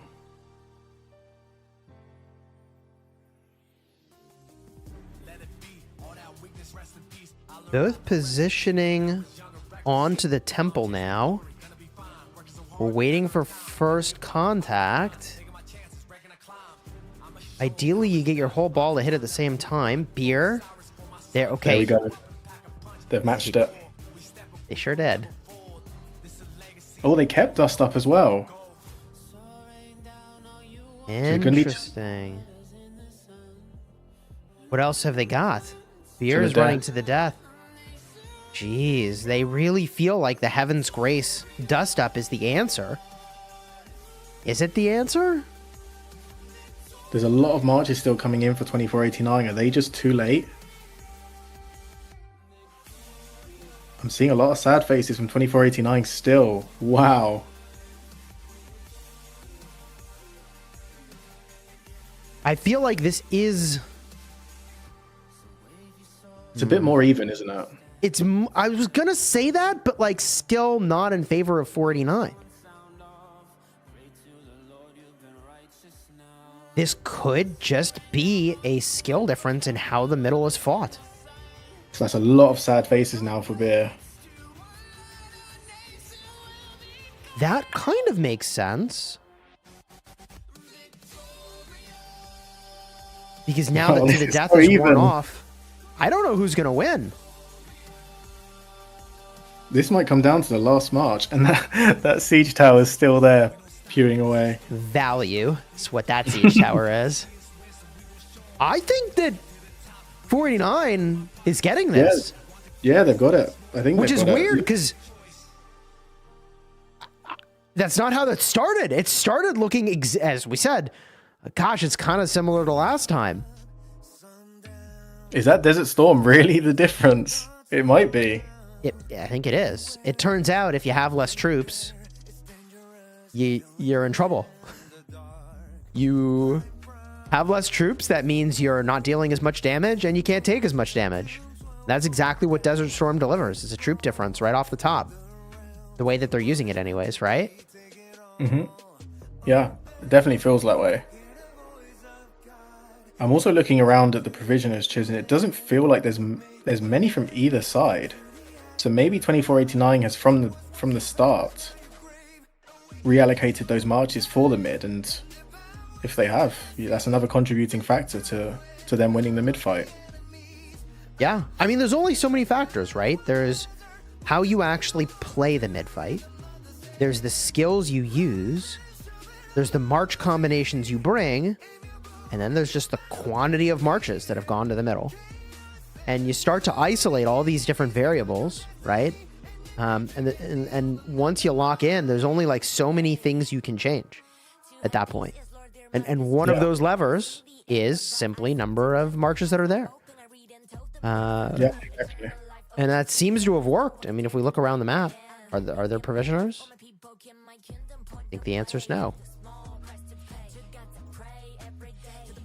No, there's not. And it's interesting as well that 2489 were able to get those two structures right before the mid, and now they have 1.5k plus the arc gap between the two. Meanwhile, Beer is provisioning, by the way. Oh, okay, there we go. They've just been sent out. Yeah. Oh yeah. They are provisioning. We'll see. Well, those provision points can make a big difference. But all it took, as we were saying, is one more arc, and 489 would have won that last match. This first arc capture is pretty major for 489. I mean, they're up on the leaderboard to begin with, and they have the arc. And they have the altar. There's an altar. True. Oh, they just lost the sky altar.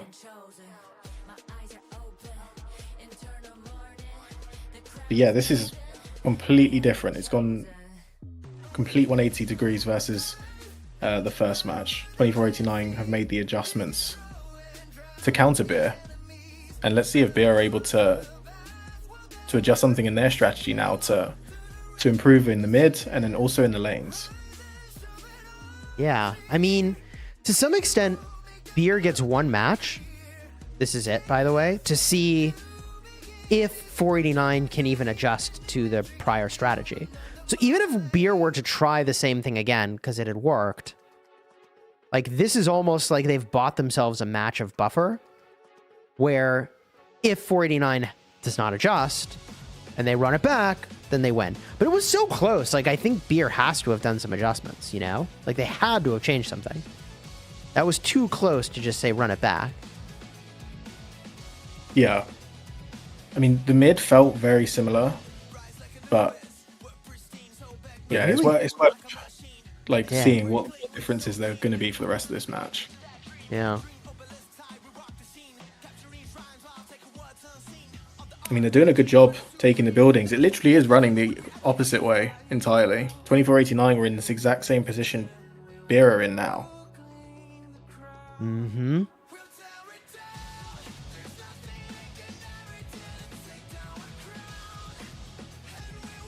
Swarm in on this sky altar.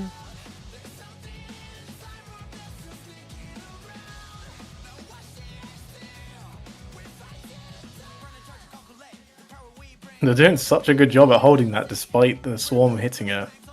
They sure are. Honestly, pretty incredible. About as good as a hold can be downfield without any further support there. Yeah, Did very admirably, but the building flips. Shrine of Life hanging on by a thread. Swarmer's trying to flip this thing over. Captain's going to swarm too. Try to get as much pressure as they can onto that. And it does flip. And their captain is in, which is pretty handy. And again, it's even. Switch to it. There it is.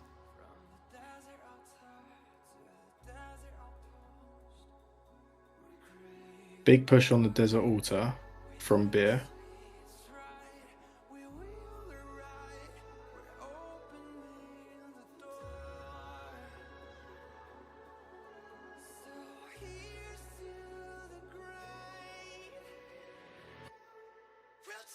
Well, maybe, Chiz, we see the exact same match we just saw run back, and 2489 may come out on top now. So, like you said, Beer buying that game, be able to try it again, see if it works, and then adjust things for the final match. I know it's still a bit early to say, but that might just be how it runs. It is. I mean, now that they've seen how that first arc went, they may be rethinking things about when they use Time Warp and how they approach this. Yeah. Because they had no mark, didn't they? And 2489 didn't. So maybe they make the shift to be more lane focused if the mids just isn't working for them. I think they're in trouble here. So what do we have on the bar for 489? To the death and Time Warp? I think that's what they had. That is what I think they will run here as well. And that they've changed in the dust up, right? So that means that not only did they win an arc without using their To the Death, but they have 2 more arcs where they can use To the Death. Which means they're getting these next 2 arcs. If they just stay on plan, presumably. So as long as they can maintain their lead, they are chilling. I think Beer is in a weird spot. They've got to show us something different here in order to get a win. And I'm looking for it. I'm eager to see what adjustment they make. At this point, I don't know what it would be. It could, to your your point, be more of a building focused strategy, but I don't think that favors them either, based on the data you mentioned earlier about they're getting sevved more. Yeah, I mean, they're doing good at the moment in the Desert Altar, and they've got really good positioning against 2489. But one altar to be able to counter an arc, there's still 3k point difference between the two, almost 4k.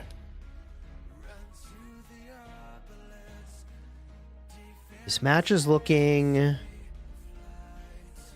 good for Beers in terms of structures now, owning almost the entire top lane here. Oh yeah, they flipped the shrine, and they've got a garrison. Beer are exceptional at swapping their garrisons. They do a really good job of that. And at this level of play, I mean, honestly, we would expect that, right?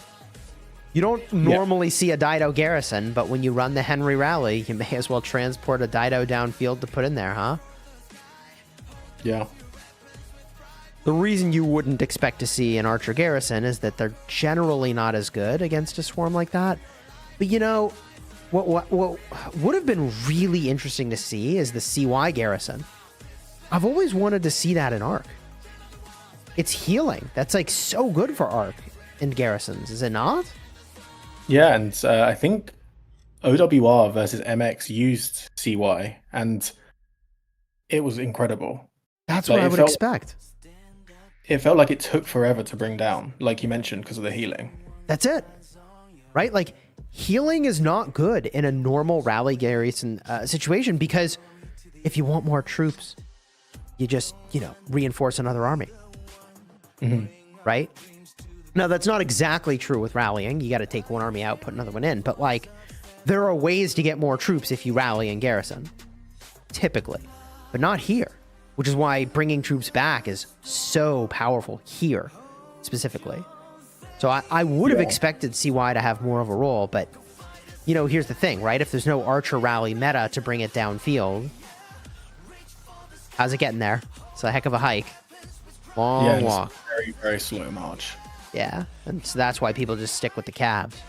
They're a good rally, they're a great garrison, and it's what people are using in the field anyways. I mean, hard to argue that one. Yeah, I do think I'm surprised I haven't seen more CYs though. Like you said, like it's incredibly durable as a garrison and also really good counterattack.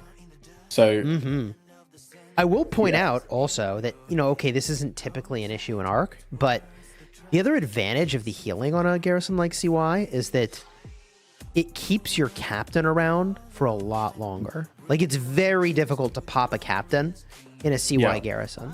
Whereas other garrisons are extremely susceptible to having the captain get knocked out even though there's still troops left in there. Yeah, and as an infantry garrison yourself, Chiz, you know that healing talent on Gorgo, for example, can be the difference between whether your garrison pops or whether it is able to survive. Yes. One little healing talent can be a major difference maker. And so hero, or commander rather, committed to healing, which is what CY is, really has a lot of staying power in a mode like this. You just don't have to worry about him getting knocked out. You got to worry about the garrison getting defeated, but like, he's not going to get knocked out. Yeah, agreed. So they've captured the arc. 6 minutes to go until the mid. It's 3k point gap. And interestingly, if we think back to the first match, 2489 had almost leveled the score by the time they went back into the second arc. So it's clear that 2489 have started this match better than Beer had started the previous match. So suddenly the pressure for Beer in this next mid has just increased. And like you say, if they don't do anything different, I'm worrying a bit for Beer in this one. Yeah, I honestly, I am with you, and I am already worried for Beer. And the reason is that the start I said all you got to do is get one arc more, and 489 is just winning these matches, and they started by winning the first arc, so That is like if I'm in 489 at this point, I'm feeling very good and very confident about where we're at in this match and what I expect to happen next. Yeah, and it's no surprise that 2489 already rotating to the mid. They're getting in position early. They know they have the advantage. In their eyes, I feel like they feel they've sussed out Beer in the middle. So yeah, they should absolutely be feeling more confident. I think the Desert Storm is a much bigger difference maker than people realized for the start of that fight, myself included. Taking those troops off the top from the enemy is major. Yeah, and we're seeing the effect of that. And I think Desert Storm is one of the skills that actually got reworked when they did the Arc update with all the skills. So perhaps there's changing in the wording that has made it more impactful. I think if I remember correctly, it impacts your total percentage number of troops. I need to reread the skill, but it definitely feels like it's making more of a difference. Because before, no one ran Desert Storm because it just didn't do that much. Right. It wasn't doing enough, and as a counter to just reveal where people were, it's not... I mean, it's good if you happen to have it handy, but I think it's surprising to me how effective it was to reduce the number of troops the enemy has. I mean, think about it this way, okay? So if you pop a 50% expansion, if you're the max level of VIP, you're going from 230,000 troops to 330,000 troops in this game mode, right? Yeah. Oh, So no mark popped. Yeah, true. So this is big. So this is the deviation in the plan that we needed to see from Beer for them to have a really great shot at this. And by the way, they had 4 of these outposts contested. Now they're flipping. Oh, interesting. Okay. They have got the Sky Altar though, which is going to be some extra points for them. It is. So I am hyped for Beer that they've got a different plan to execute. Because I feel like we were on the rails for the conclusion of this match if they did the same thing over and over. Yeah. So this is a variation that I think is really cool for them. And I'm eager to see how much they can capitalize on no mark. This match is halfway over. And there is a 2,300 point lead. 1,200 point lead. If we check the points per minute, it's 900 in favor of Beer versus only 300 for 489, which is a huge gap. Yeah, that points per minute, it stacks up fast in its impact. If they're allowed to continue to get that for the 5 minutes that no mark lasts, I mean, I don't know. I feel like they need more. Yeah, they do, especially as they've used Sneaky now, and it feels like they're doing it just to disrupt in the middle. I think, is that Sneaky or is it Dust? Oh, no, it might just be Dust. It's Dust Up. Apologies. Yeah. But I guess there's not enough here that's seriously contesting it. But then 2489 also doesn't have that many. No, I mean, the timing of that no mark is a little weird because 489 had not yet committed to the middle. So they had time to adjust and go other places instead of pushing middle, right? Like a part of the magic of no mark is its impact obviously on buildings, but you're signaling to your enemy, okay, we're going buildings now, right? If you do that before middle, you lose some of the advantage. If you do it when middle is happening, that magic is that the enemy can't adjust. They're already committed to a position. So it might have been early to have cast it. I get that they were contesting the Sky Altar, so in that regard it made sense, but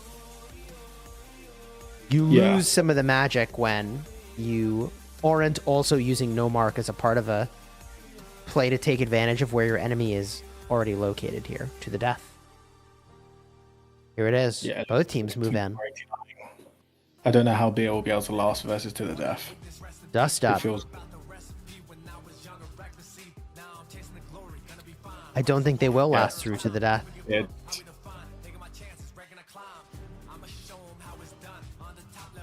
This should be Interesting one-sided in favor of 489.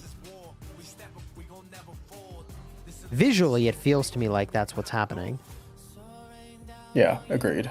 But when you got a ball And like this whole this, it's like, time- oh, there it is. There's the sad faces. It's a little bit like reading the tea leaves until the sad faces start flowing. But once you see the sad face snowball, it's GG. Yeah. But this whole time as well, they have managed to keep the Desert Altar, and Nomark is still active. So they've managed to close the points gap, but then they've just lost the mid, so they're going to have that gap again. Yes, same problem all over again. And their last skill is assuredly Time Warp. I'd expect so, yeah. So I wouldn't be surprised if they do Time Warp into another Nomark. I feel like that's what they need more than they need another to the death.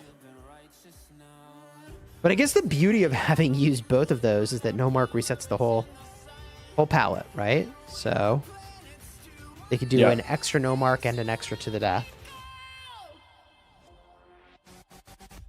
They really have held... Wow, Beer are doing great on the building game. So now they've got the Shrine, they've got the Desert Altar, they're pushing the Sky Altar, so they're going all in on the buildings. This is actually shocking.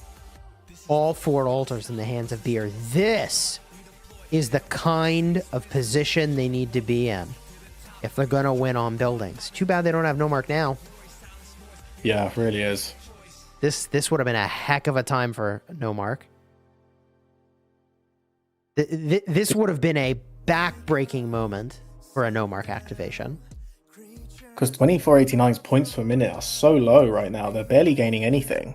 130 to the 930, now down to 710. What'd they lose? Ah, Desert Altar flipped. Okay.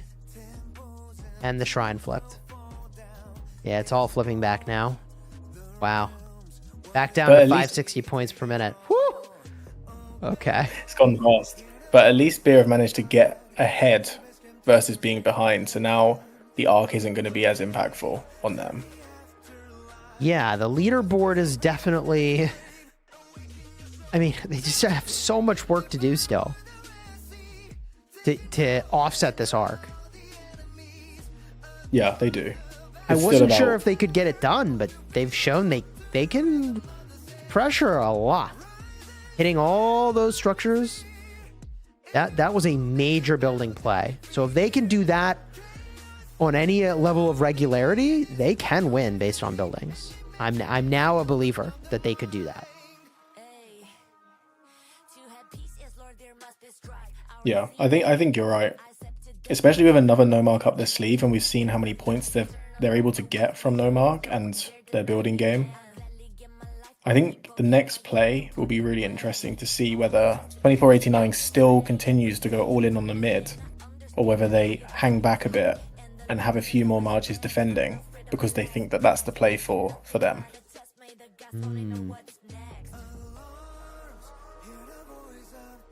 49 had some pressure on the sky, but not enough. Desert Altar's about to start ticking for points again. Shrine of War is chilling.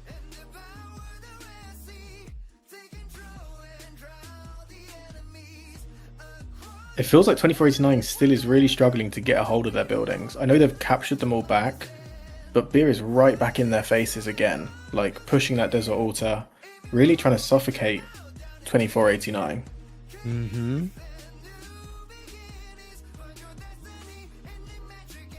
They've got 11 minutes on this arc. Okay, so do you max hold this arc if you're 489? I probably wouldn't. I would back their marches to be able to win again in the mid. But then I also don't recall exactly how many points Beer may have available, but I don't think it's enough to pop it to the death. Or, well, to pop a Time Warp into it to the death.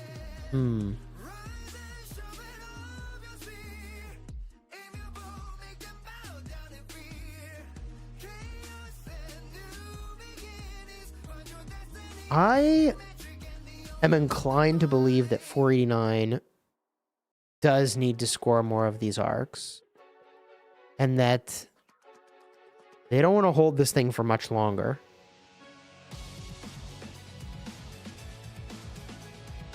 By the way, if you are enjoying the stream, check out the gift codes just deployed.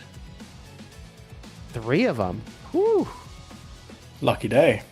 Lucky day.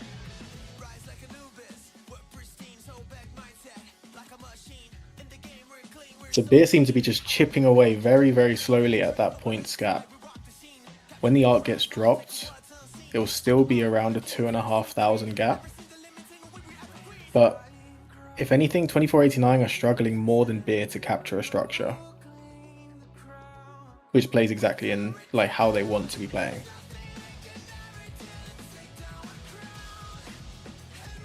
This long stretch between arcs is the sort of slog where you've got that opportunity to take some buildings and influence the outcome on the leaderboard with buildings, but both these teams are just so strong.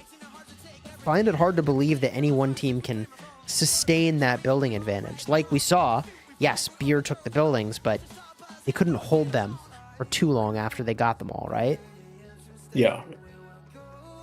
Often you do see a big swing like that, though, after an arc fight, because, well, one team is returning home still with a bunch of red and yellow marches, and the other got a fast trip home with the sad face. Yeah, and it goes to show just how much of a momentum game arc can be. When Beer are on the front foot, 2489 are struggling to then get themselves onto the front foot, and it feels like up until the next arc, maybe 2489 will continue to be on the back foot for buildings, just almost surviving until the next arc. But yeah, right now, completely even. They've got the same number of buildings. It's split pretty much down the middle, apart from one outpost. But yeah, that's... Yeah. This is what I would expect, right?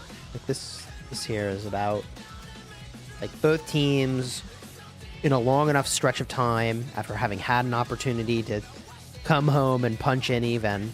It's about even. It's just not surprising.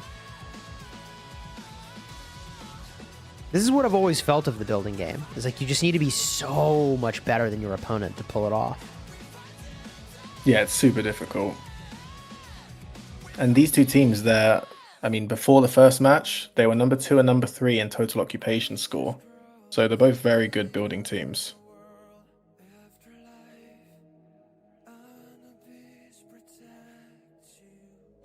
Well, I'm looking around. We're evened up just about on these buildings. There's 8 minutes left till the arc.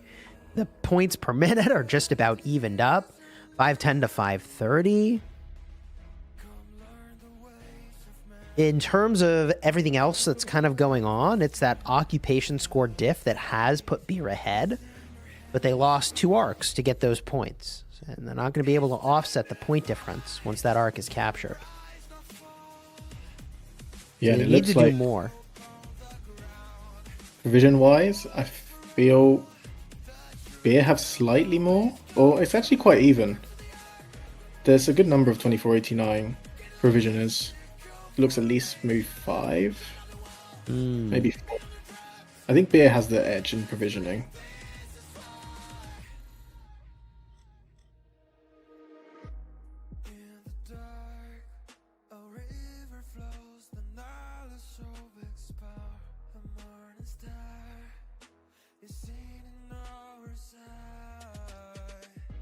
Yeah, I'm interested how long 2489 are going to think to hold this arc. I know, right? Let me ask this question. How many points do you think they've accumulated by now? 8? In terms of... skill points. Skill points. Yeah, because they popped to the death, didn't they? So they popped to the death and dust up, so that's 8 points. So I'd assume... Yeah, 6, 7, perhaps. And those bars have got to be filling up. Yeah, definitely. Neither team really has an ability they could just throw out there for some incremental edge. I suppose there's dust up, actually. That would be reasonable. Then you don't have it to combo off later. They're probably at a pretty similar amount of skill points because Beer popped no mark 3 minutes before 489 popped to their death. But then they also popped Dust Up after. So I think they're pretty even on that front. Oh, there goes Energetic.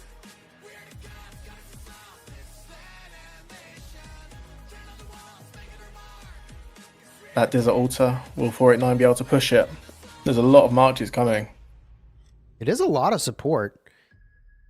Warwick's Prime on their way in here. Fuck. And Foe. Yeah. That's some heavy hitters. Mm-hmm. Well, I mean, the whole team is heavy hitters, but... I was going to say, to your point, 489 has a lot of those. Yeah. How would you say that armaments have influenced the meta in Osiris League? I think it's made the intensity and the speed of gameplay a lot quicker. Because you have things that can influence your march speed. Marches are generally dying a lot faster than they used to be. So I feel like the ability to put pressure on a team feels greater than it was before. Because you can kill off some marches and then be right back in their face super fast because of perhaps your march speed build or just the ability to do damage. So I think that's one of the ways that it has been quite influential. And also for garrisons, I think, I don't know how many are using this, but something like Hollow Square is invaluable for Arc because you're taking less damage, you're able to keep your garrison alive longer and your troops inside the garrison longer, which I don't know how many are utilizing, but I would definitely consider Hollow Square to be the meta in Arc Garrison. Wow. Just for its defensive capability and tankiness. Yeah, exactly. That's so interesting because like a lot of what Hollow Square is doing is mitigating skill damage. And so I've always felt like it's kind of been losing relevance in a way because skill damage is a smaller part of the meta. But in this game mode, where swarming is so common, and a relatively large percentage of the damage is coming from swarming, I can see why it would still be very good. Yeah, I'm not actually 100% sure whether Hollow Square is all damage or skill. It's worth checking, but either way, I think the point you make is correct. Maybe if it is just skill damage, it's definitely not as influential as before, but still, you think about the number of cav marches people run, they're the marches that are going to get there quicker to deal the damage, which are going to be likely skill. We are both right on this one. It's funny because when I start talking about formations, I immediately jump not to the effect of the formation, but the effect of the legendary inscriptions. Oh, and it's right, those legendary inscriptions that enhance your shield strength and reduce the skill damage you take. But you are correct also that the formation itself is reducing damage you take by 2%. Yeah. So now, if you use Hero YSS, like that is definitely the best you can do, is Hollow Square by a long shot. Yeah, and remember the museum buff to YSS boosting both march speed and health, which is exactly what you want for Osiris League. Right? Like the best Osiris buff they could have given to YSS. Actually kind of nuts. But is YSS actually meta? Like is Hero YSS actually a meta choice now? I think if you have a really optimized set, it could be. Like okay. If you had the Hollow Square, it could be. Yeah, Hollow Square, all T5 leadership gear, which is very rare. Not many players have that. And yeah, you optimize that build for Hero YSS. I think it's still great because you never know what march you're going to have by a structure. And for it to have all of its stats boosted, I still think is great. And the march speed of YSS is also a really nice touch. I don't think it's the best. It still feels like Eleanor is best just because of the cav refresh speed. And like we discussed in the last match, CY also may be better than Hero YSS, but it's still a great garrison, and it got better with the museum buff.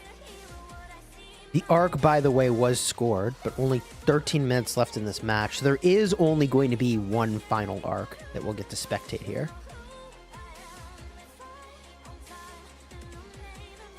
Yeah, I think both of these teams are going to go into it with, well, it's fairly late energetic, to be honest, but True.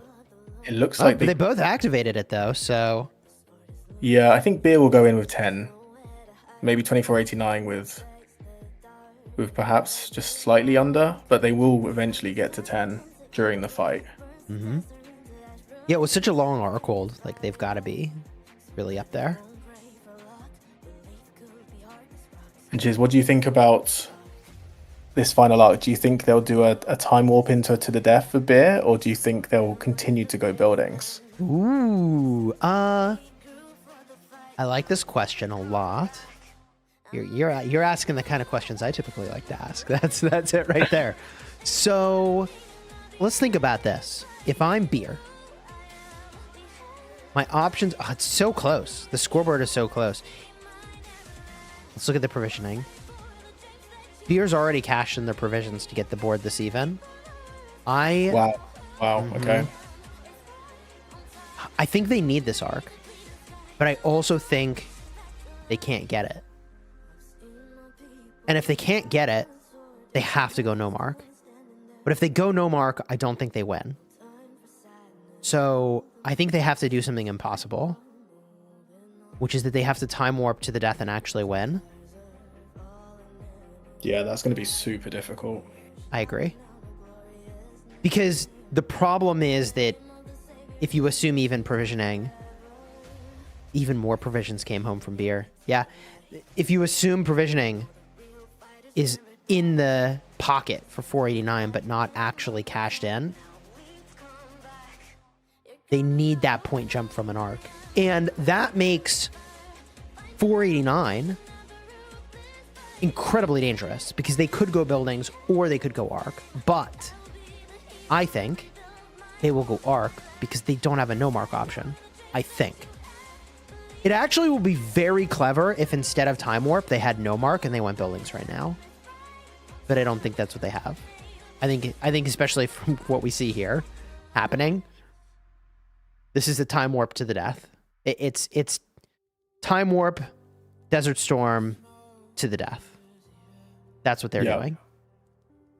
I agree. I think it will be the same. They're both popped dust up. So it looks like, yeah. They use dust up and hope the energetic is going to give them enough recovery to get back to full, I guess.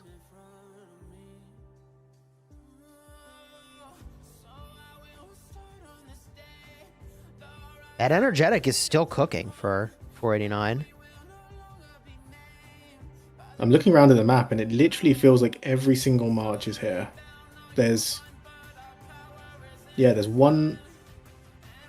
Yeah, no, it literally is almost all in on the mid. Almost all in? Wait, are there any provisioners for 489? There are a couple, yeah. At least 4 nodes are being provisioned. Okay. See, this is interesting because they're still provisioning.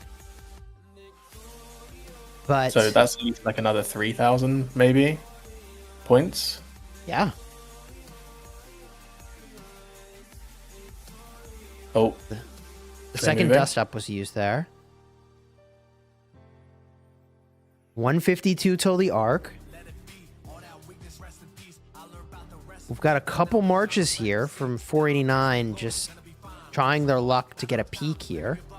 Caught out with a little love tap from BQ, but walks away. So they are very interested in kind of keeping an eye on where Beer is. But now they're creeping back to the ball. Here we go, Chiz. This is the mid for 489 survival in Osiris League. This is it. Desert Storm procced. Where's the mirror play on this Desert Storm?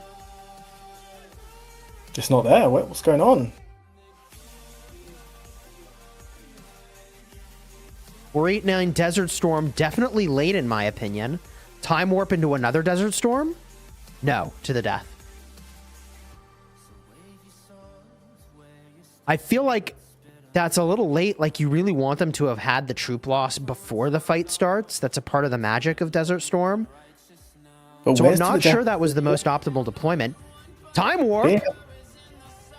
to the death. A little bit late. Maybe they didn't have the points very for late. it. Very late. They didn't have the points for it. That has to be it, right?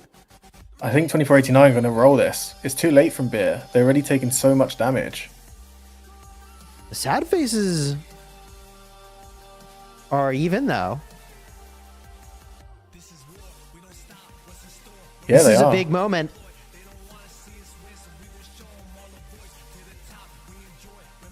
Either 489 is doing a better job of leaving marches alive, or they're getting sad-faced. Oh, there go the beer marches. This is very close. This is shockingly close.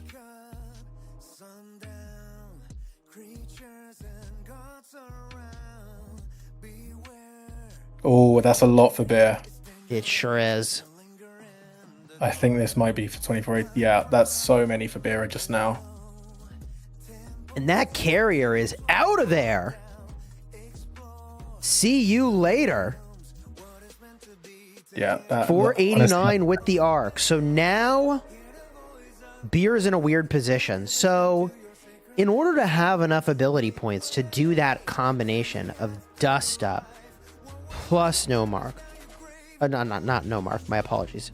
Dust Up plus Time Warp plus Desert Storm plus To the Death. I think they just, I don't know. it did feel like Beer prioritized the wrong skill. It felt like they were so focused on getting Desert Storm out Right. that ended up costing them being able to use Time Warp earlier. And 2489, they prioritized Time Warp to do To the Death. Yes. And I don't think they even procced Desert Storm, if I'm not mistaken. Yeah, 2489. Oh, they did do Desert Storm. They did. Yeah, their Desert Storm was a little bit later. Maybe it was later because they were waiting for that points to do it. Yeah, but it feels like 2489. They're in such a good position right now. I don't know how they could lose this. I feel like real, that is such a... Every time I've said something like that as a caster, I'm always surprised. You're not wrong, though. Like, this is a pretty solid lead with 5 minutes and 20 seconds left, and the provisioning already turned in, we think, for Beer. This is a great position to be in if you're 489. They got the first arc, they get the second arc as well, and now they have this third arc they can score. And Beer did great on occupation, but not great enough to offset 3 arcs worth of points. Yeah. Can you believe the Desert Storm adjustment here? It's been game changing for 2489. Isn't it wild how a skill can be like this good, but not everybody's kind of figured it out until the finals of Osiris League? I actually think that's kind of awesome. Yeah, and considering how many matches these teams have played, and still not many are adopting Desert Storm, at least from what I've seen. So yeah, 3k points gap, 4 minutes to go. Provision is still able to come in for 2489. Beer doesn't have the points to be able to do anything crazy like a Time Warp or a No Mark or anything, so yeah, it feels like unless a miracle happens, 2489 has this match.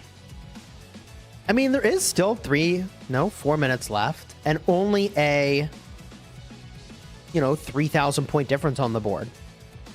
It would be a lot to change the tempo here, but Beer does have a 300 point per minute advantage already.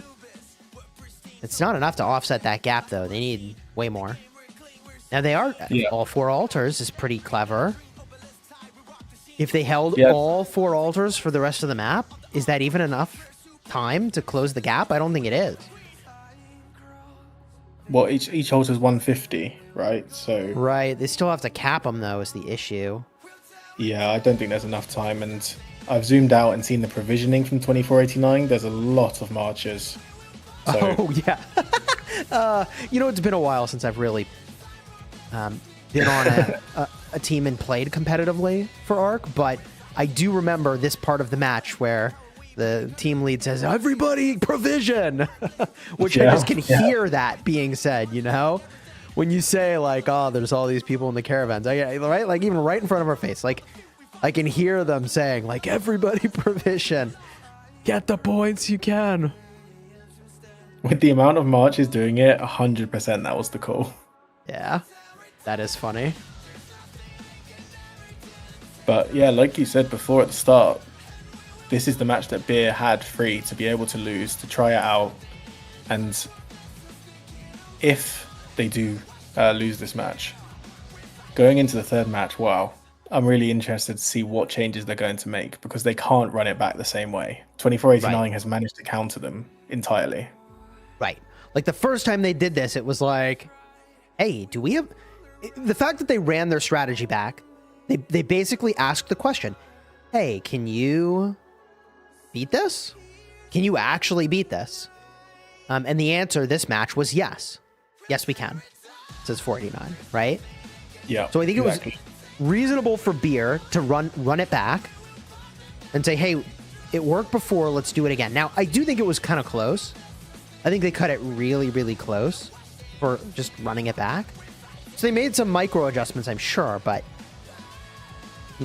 big picture here, the run it back strategy didn't work. We assume. I don't know. There's a minute 34 left. You think they got the provisions in the bag? That many more? Probably not. No, I think they cashed in early, like you said. I don't think Beer can get that back. But so yeah, if all of that's true, that means match 3. If I'm 489, I would be saying, I think we run this back. And if I'm Beer, I'm saying, okay, time to go to our alternate strategy to see if they can counter it. Agreed. I think changing anything for 2489, you've seen how little they changed from the first match. This is their strategy. They've barely deviated from any skills from the previous match in the last round. They're set in this way of playing, and I don't think they're going to adjust too much more than what we've just seen. Here with the Desert Storm at the very end for funsies. I do think. Oh yeah, there's the provisions. Whoa, okay. Yeah, there it is, right? 3,000 points, boom, out of nowhere. Yeah. Yeah, it's still not that much of a difference. Like, it's one arc. Yes, that is actually exactly what I was going to say, is this still was a one arc game. So if they think they can run it back, but actually do something slightly different to get one of those arcs, then they win. Yep. This is pretty hype. So we go into game 3, 3-game series. You love to see it. We'll be back to spectate in just 15 minutes, so don't go anywhere. If you want, you can grab a bowl of popcorn for the next round, though. Any final thoughts before we cut to a break? Well, just like their practice matches where one team won one match each, in the Osiris League finals, one team has won one match each, and it's going to be a cracker of a final match. It sure will. We will see you all in 15 minutes. Probably a little bit less, honestly, for match number 3. We'll be right back. Stick around.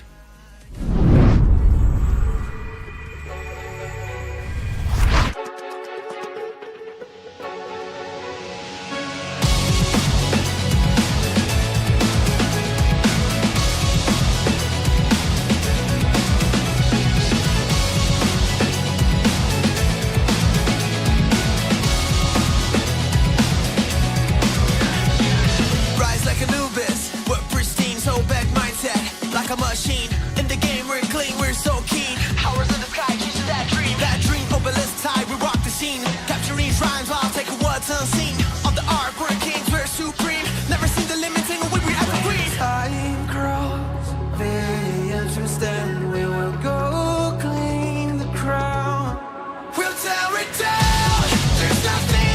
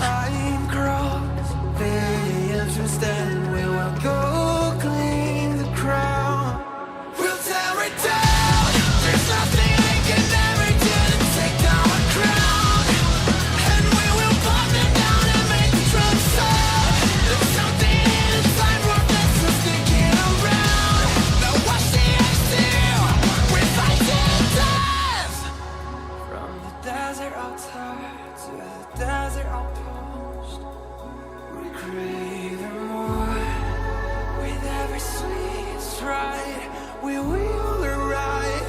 We're opening the door. So here's to the grind.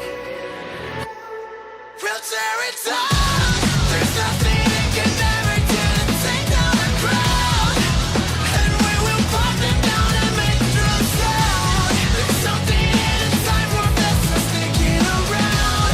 Now watch the ice still. We're fighting death.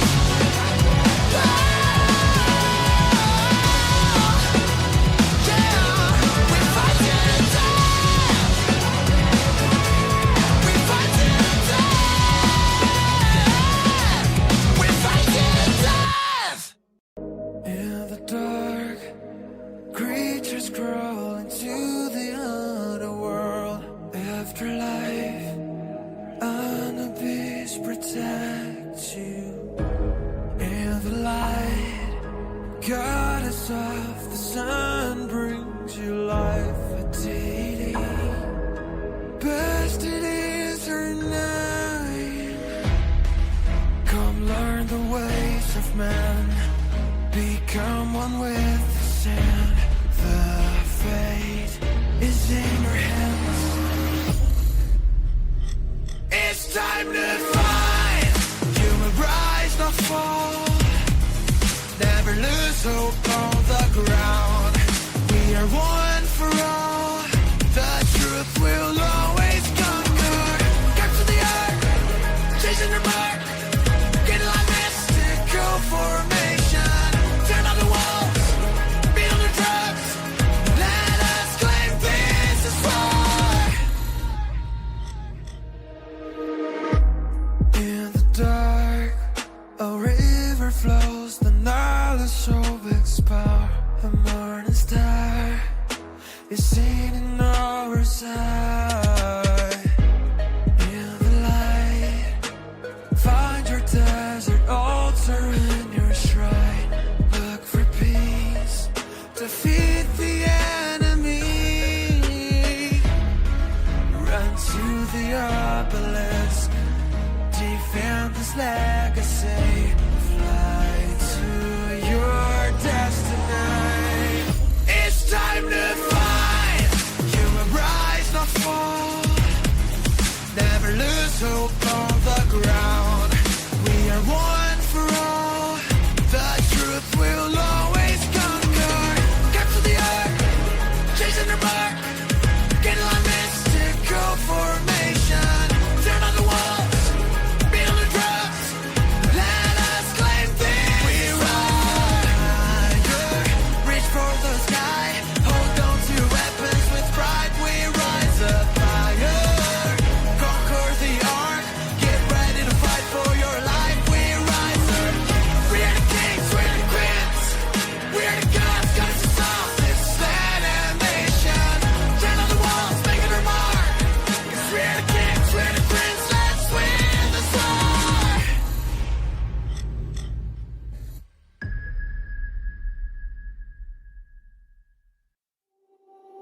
Stand up, don't drown in the dust. The land of the sand ones, a prize on your hand. Hold tight, don't lose your way. Chasing for the glory to the end.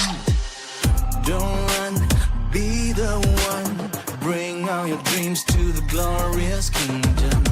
Are you hearing the voice of Seth call your name?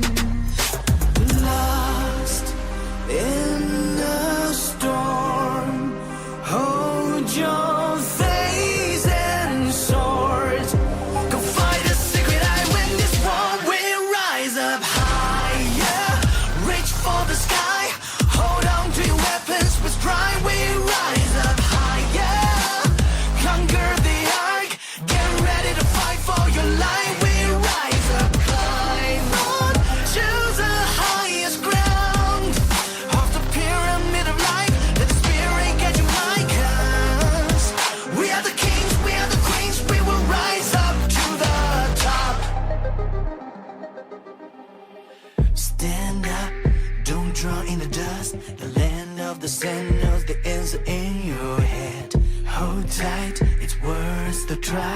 chasing for the glory in the fight. Don't run, you're the one. Bring all your dreams to the glorious kingdom. Are you hearing the voice of sad call your name? Lost in the storm, hold your face and sword. Go fight a secret, I win this war. We rise up higher, reach for the sky. Hold on to your weapons with pride. We rise up higher, conquer the ark. Get ready to fight for your life. We rise up, climb on to the highest ground of the pyramid of life. Let the spirit get you high, 'cause we are the kings, we are the queens. We will rise up to the top. Even when you fall, sticks and stones may break your bones, but you are stronger than the heaviest waves.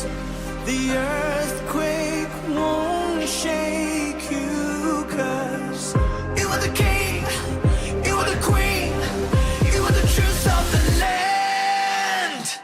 You rise up higher, reach for the sky. Hold on to your weapons with pride. You rise up higher, conquer the ark. Get ready to fight for your life. You rise up, climb to the highest ground of the pyramid of life. Let the spirit get you high, 'cause you are the king, you are the queen. You will rise up to the top. Dying night, the shadow of the bleeding night. The sword is losing its light, there's nowhere to hide. It's time to face the dark and fight them back. The moon is turning into evil red, burns the desert into ash, ruin the ark with chaos fire, yeah. Survivors won't pray for luck, belief could be hard as rocks. Go against the deepest dark, the saddest calling you above the sky. This war will end with the bravest man. Sent on the regroup for the fight, now we've come back. I'm wondering who I am, born through the fire, shades of ordinating, now the end is fighting. Who I am, the hands of flame, would I be a hero, would I see my neverland? I'll fight for the dreams that you had, believe in your friends, get ready for the world's fight. You know who I am, let's fight on time, illuminate and lead the sky till the dawn, back to life. Dying night, the shadow of the lonely night. The sword is losing its light, there's nowhere to hide. It's time to face the dark and fight them back. The sand is turning into evil black, burns the desert into ash, ruin the ark with chaos fire, yeah. Survivors won't pray for luck, belief could be hard as rocks. Go against the deepest dark, the saddest calling you above the sky. This war will end with the bravest man. Sent on the regroup for the fight, now we've come back. I'm wondering who I am, right through the fire, shades of ordinating, now the end is fighting. Who I am, the hands of flame, would I be a hero, would I see my neverland? I'll fight for the dreams that you had, believe in your friends, get ready for the world's fight. You know who I am, it's right on time, illuminate the clear sky till the dawn, back to life. I've seen my people down with sword in their hands, still standing their ground. No time for sadness, holding my faith, just keep on moving on. Fires and fires are falling everywhere, crying in the air, shouting out the glorious name. The name of the Savior in history till forever. Your faith is leading your way to the light. We know the real fighters never die. And I'll fight them one more time. Now we've come back. You're gonna know who I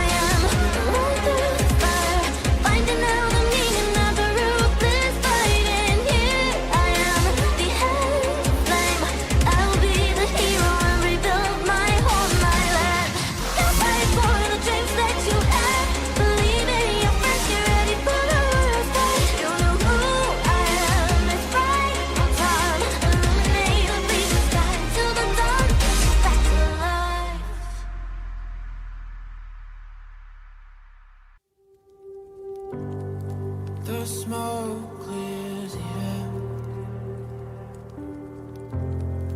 I'm the only one standing.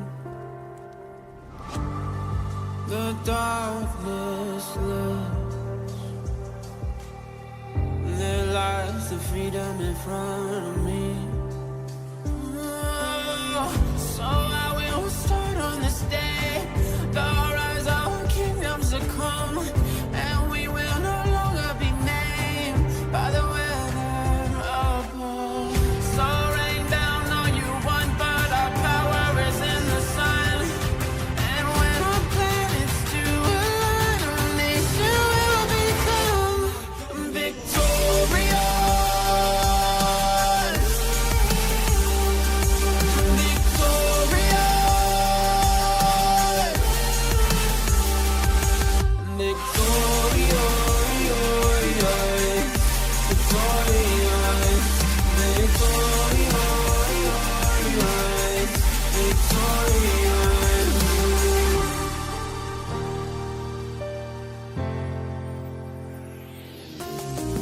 Let it be, all that weakness, rest in peace. I learned about the recipe when I was young and reckless. See, now I'm chasing the glory, gonna be fine. Working so hard, matter of time. Never give up, how we define. Taking my chances, breaking a climb.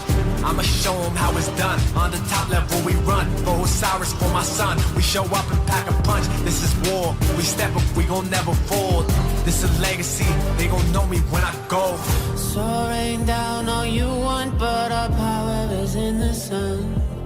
And when our plans do align, our nation will become victorious.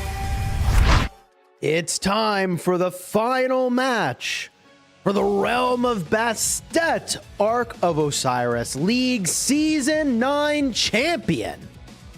We've got a tied up series here. 1-1. One win for 489. One win for Beer. And the gates open in just about 45 seconds. Kina, what do you think's going to happen? How's this going to go? Oh, cheers. I think 2489 has the momentum on their side now. They were probably a bit down after that first match, but confidence must be back for them. And I think it's really down to the Beer planners to change something up. Maybe they can do something differently versus the last matches to be able to make this more in their favor, because if it goes like last match, yeah, it won't go well for them. Yeah, I don't think they can just run it back. I believe it's Einstein who had said that insanity is doing the same thing but expecting a different outcome. So we should expect to see some changes here. Here we go. For sure. Battle begins, baby. Energetic, both teams. Okay, well, some things change, but others stay the same. That is one I would expect to stay the same until, honestly, probably next season. When, personally, right. I would assume there might be some adjustment to the energetic skill based on its shocking prevalence in the match. But this is the only match that's gone to the third match. Every other match in Osiris League, all the other finals, they're all resolved. So let's talk about that for a second. Do you know the outcomes of those final matches? Who won? I looked very briefly, but I saw 60MX won both of their matches versus OWR. We had 93T beat JST in both of their matches, and they also won Osiris League again. Wow. And the last one I didn't catch, the realm of, is it Sobek? Maybe EE? I need to double check. Maybe chat can tell us who won that final one. Okay. There it is. Well, the results are coming in. Chat says NP Oh, MP won. Okay. won, EE lost. There you go. Yeah, I feel like MP39. getting to the third match is not that common in Osiris League now. It feels like when one team's got the momentum, it's really difficult to flip that and win the second game to take it to a third match.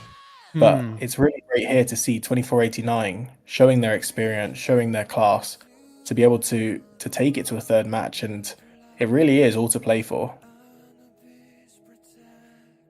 Well, in this matchup, I'm expecting big changes. You're expecting big changes. with the exception of the opener, which I am unsurprised is basically completely the same. Actually, all the way down to it seems like the marches that'll push through the Sky Altar to the Shrine of Life. If I had to guess, it looks like this opener is running it back, and I think that's fair. The opener is not really where the change was needed. The place where I think we see the change is what happens after the opener. Is it buildings for beer, or is it arcs? I mean, based on what we talked about last time, they have to go buildings here, right? It feels like 2489 has really sussed them out in the mid.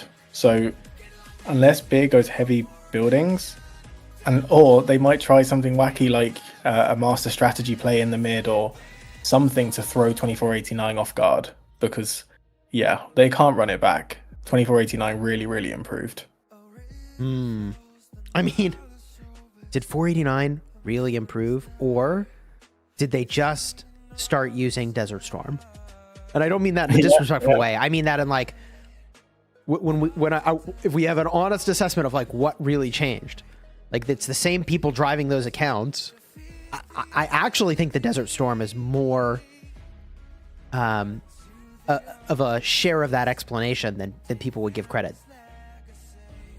Yeah, and it's a very fair point. It's the only thing really, apart from allocating a few more marches in the mid from provisioners.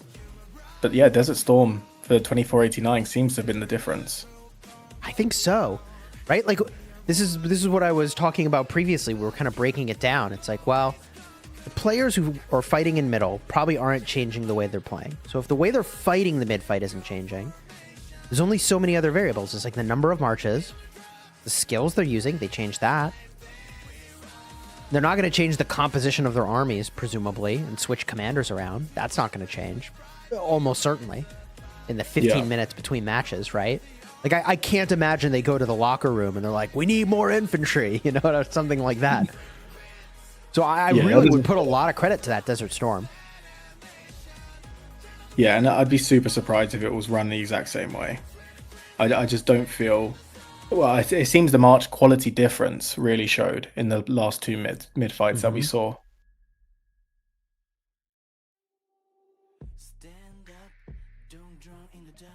And it feels pretty even across the board in all of these fights. No one lane having more marches necessarily than the others. That is an interesting point, is that you can skew to favor one lane over another to try to get momentum. A little bit of a risk there, but the reward is good if you pull it off. Yeah, I think OWR did that great in their match earlier today. They popped Sunsailor right at the start. They were able to load the top side because Sunsailor was teleporting marches faster on the bottom side. So they had, I think, it was like 11 cities in the top, and the bottom, there was significantly less, like 5 or 6. Sunsailor has been, I think, a exciting splash when it shows up, but not, I think, as prevalent as I would have hoped to have seen, if that makes sense. Yeah, agreed. Like, Huge no potential. mark, strategy defining, right? Yep. To the death, strategy defining.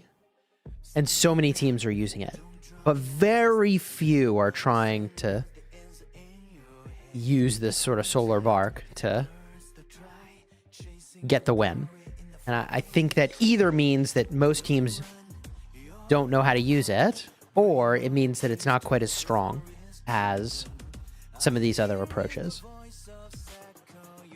Yeah, I think the ability it has is super powerful if you can use it correctly. To be able to teleport your marches, especially from the spawn, where the walk time is minutes. Yep. But like you say, it just feels the number of teams that can truly execute it properly is small, and the cost of 5 points, it's not as powerful as the likes of No Mark, the likes of Time Warp, to justify dropping one of those skills in favor of Sunsailor. And it's taking the slot on the bar, which is exactly also precious. Yeah. Unless you can think of a unique way to utilize it that completely throws your enemy off. Right. Yeah, Sunsailor isn't the play. Right. It needs to be a game-breaking approach to be in that slot on the bar. Otherwise, you're forfeiting a a slot for probably a game-breaking approach. You see what I mean? Like, when you put no mark on the bar, that is a back-breaking strategy, all on its own. It's like a plan, right? But if you can't get the same thing with a Sun Sailor, or it's too complicated, etc., and I know it costs less, but I think that the fact that we aren't seeing it as much, and that the team that used it didn't win with it, could be a sign that there's room for that to be buffed in the next cycle. Yeah, I agree. But I think it's such a fine balance because it currently takes a bit of time to get through the Sun Sailor. I can't remember the exact name of each one. But if you weren't putting that delay in and it didn't take as long to set up, maybe it suddenly starts becoming broken. So it's such a fine line between being playable and then just being completely overpowered. True. I mean, if we think about how the skills have been allocated by these teams, one skill is energetic. So just forget that there is even a sixth slot on this bar, right? There's 5 slots. One of them is energetic. Just for, Yeah. One of the other ones is, I guess I should say it as there's 5 slots and you get energetic, right? So Yeah, and you also get time warp because it seems that that's a given for both sides as well. So there's 4 slots, energetic and time warp. So the entire rest of your ability point plan has to fit into 4 slots. So it's like, okay, so what are we putting into those 4 slots, right? And we saw that Dust Up is what both of these teams were using, and Desert Storm. Okay, so there's 2 slots of flex in this. And so with your 2 slots of flex, what's it going to be? Well, there's To the Death, there's no mark, right? And in the case of 489, they opted for instead the healing ability. Yeah, Heaven's Grace. That's the only difference between their skills.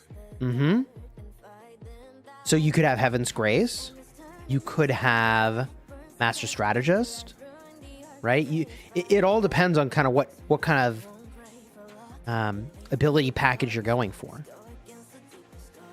Yeah, and Chiz, if you look at rotations, it almost feels like it's playing exactly the same as the very first 2 matches. Yes. They're all rotating, going all in for the first mid. Yes.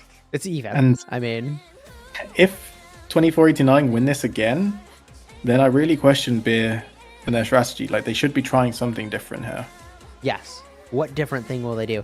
It's a part of the reason, by the way, I've been, as we spectate, I've been directing the conversation to sort of a brainstorm around what could be on these bars, because we don't know what's about to happen. And also, it is so unsurprising to me, based on the strength of the teams here, that this opening played out about the same every single time. Because you have to be exceedingly strong relative to your opponent to pull some sort of fast one. But they are setting up for a fast one. Here it is. You see it? Either all these marches are AFK and happen to have stopped moving, or Good point. they are doing something. I'm inclined to believe that they are doing something. Look. See them? Both sides. Yeah. It stopped. Beer has a plan. But then it's And we interesting just they've have pulled to up wait twice. for it to come to fruition here. There's no sight lines either for 2489 on these marches, right? They can't see anything. Zero vision. They put their vision too far back. I don't know why. They want that. If their vision was forward, they'd know what they're walking into here. All they have is a scout. Oh, By cheers, they're scout, rotating away. They're rotating to lanes. Yeah, Those yeah. marches. Mm-hmm. They're hitting Maybe the they popped outside. them up. This could be a no mark play. I would definitely believe that. And then they just go in without rallies, right? 489 Storm already popped. using the Desert Storm. I mean, I get why, but they don't have vision. They just don't know that this is the situation. Oh, And they're they use rotating to the Dust Sky Altar in the bottom. The top 2489 could have blocked rotate it. too. Blocked it. Oh, yeah, they did back out of middle for 489. You're right. Desert Altar, they backed out. And they only use 5 points of skills. I mean, 5 points is still 5 points, but they probably could have won that with none. You're right. They just didn't know. There we go. Yeah, good spot on those marchers. This is why the vision is just so exciting. That Sky Altar in the bottom is completely isolated. And with no mark popped, this is the play. The rallies connect. This is major. Now, I will say this. The marches that were in middle really didn't get hurt much. So they're going to be late to get to these side positions, but they're going to be nearly full strength. Yeah, but it's a long walk from the mid down to the Sky Altar. Guess so. All 4 altars are flipped here. Now they just need to tick for points, and they are big chilling in beer. And they do convert pretty fast. It's a 60-second conversion time, right? Yeah, only 30 seconds and already gaining points from these. That's massive.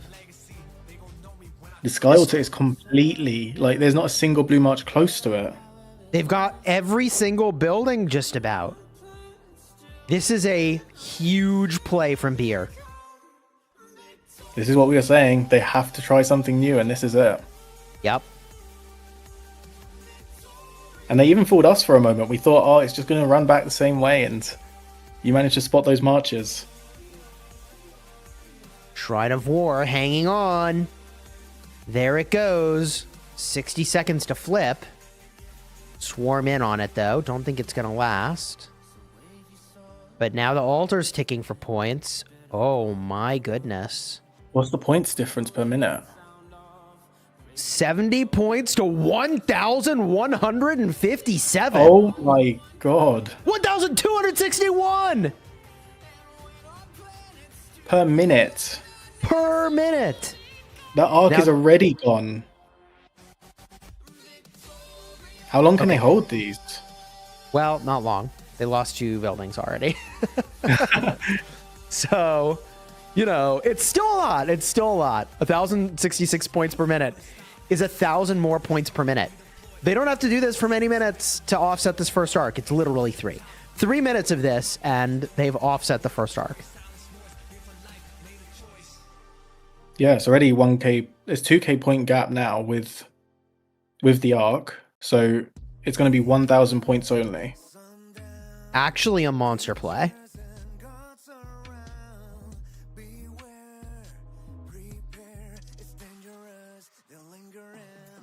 They swarm down that rally and then leave it low and refocus Very on the smart. field. That's smart.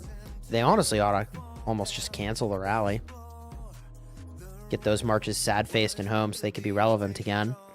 The thing is, there's too much stuff to manage, and 489 is starting to claim back this board. It's still 40 points to 767. Whoo! Yeah, the first arc's gone. That difference is completely gone. Mm-hmm. If there were a time to do it, I mean, this first arc was the time.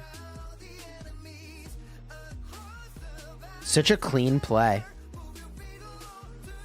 Now 489, looking to capitalize on the backswing. Big movement towards Sky Altar, trying to rip as many of these buildings away as they can. They're moving in on the Shrine of War. They've got the Desert Altar about to tick for points. They are reclaiming some of that leaderboard that they lost, but all said and done, not until 3,000 points of gap has been opened up by beer. Yeah, it's completely even now. Sure is. With the arc. With the arc captured. accounted for, it's even. Yep. What a play. And they used a pretty similar amount of skill points. 5 from 2489 and 6 from Beer.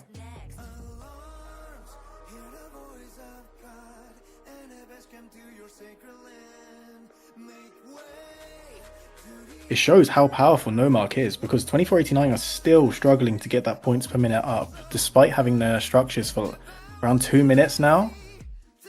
That 60-second capture time is huge, plus the added points that it brings you. Mm-hmm. 150 points per minute for 489. How do you adjust to address this? I mean, Nomark is a 60-minute cooldown, right? Yeah, I think you have to. I think you have to proc time warp to use it again. So they'll yes, they will just time warp it and get it again. But you can only do that trick twice. So is Correct, this one of yeah. those situations where it's like you get 2 time warps worth of advantage two no marks worth of advantage and an arc and you win the game? Is that the plan? Well, that's what they did in the first match with To the Death, and Yeah. that was all they needed. Yeah, chat is saying they really need at least 1 arc. Yeah, we're kind of arriving at the same conclusion here.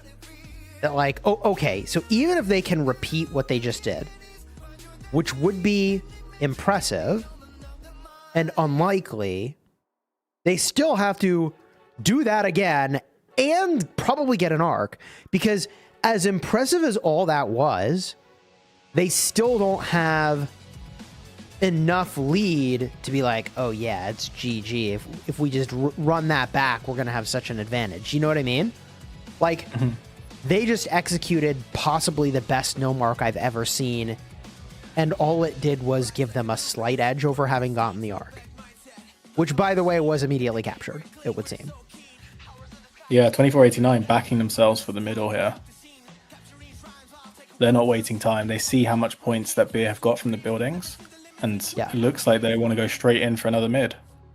It makes sense because they want the percentage of points that comes from buildings to be diminished. The more arcs there are, the lower percentage of points is coming from buildings. Yeah. So they're trying to diminish the relevance of buildings on this match by putting more points into the total pool in the form of arcs. And I am so on board with that logic.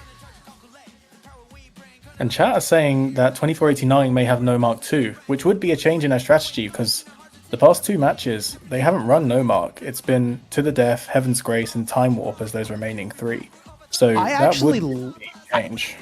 I love that for them if they use no mark, because if they are winning the arc anyways, and they add in no mark, whew, I mean, right? Like, so what if 489 can send less to the middle, or after they realize the enemy has not committed as much, move a lot of their middle out of there, and they've got a no mark in the pocket, and they're not aggressive about using their skills in mid, so they can like make a judgment call as to if they even need to use them, right? Because you said you hit the nail on the head. Do they even need to use the skills in mid? No, they didn't.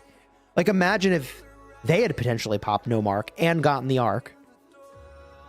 I guess they didn't own any buildings, so it wouldn't have been worth anything. But you see what I'm trying to say, right? Like, if they get into one of these mid situations, they know they don't have to commit as much to it, or they figure that out, and they could do a no mark, then they are potentially going to win. Yeah, I'd be really interested to see just how many numbers 2489 commit to the mid here, because they're definitely going to be on the lookout for what Beer are going to try and do. Because Beer just walked freely over to their Sky Altar, and I don't think they'll be allowed to do it again. Yeah, unlikely. Well, we've got 5 minutes left till mid, but like 489 is here way too early, in my opinion. So I don't know what they're going to do with that. Like, they're already grouping up. That's so early. Ideally, you're arriving in the middle, in my opinion, around that 3-minute mark. 2 minutes of standing around. That's very really early rough. Really suboptimal rotation. And I'm not saying they're doing something wrong with how they're rotating. I'm saying it's just not optimal that all these marches are going to be standing around the middle unless they're going to contest, which is funny because now we see some Beer marches grouping up. So maybe they will go contest them. I don't know why. Maybe they're just going early to get vision to see how much they need to commit to middle. You wouldn't do that with infantry. Sentries, they haven't really got sentries in the middle to see 2489 numbers. Right, they're blind. But 2489 has a sentry that would ruin the plan if it were to run again for Beer. Like, they can see their movement now. It's do they just even like, have 6 ability points to use? They didn't use energetic. I think they might. Oh yeah, they didn't, did they? They held energetic.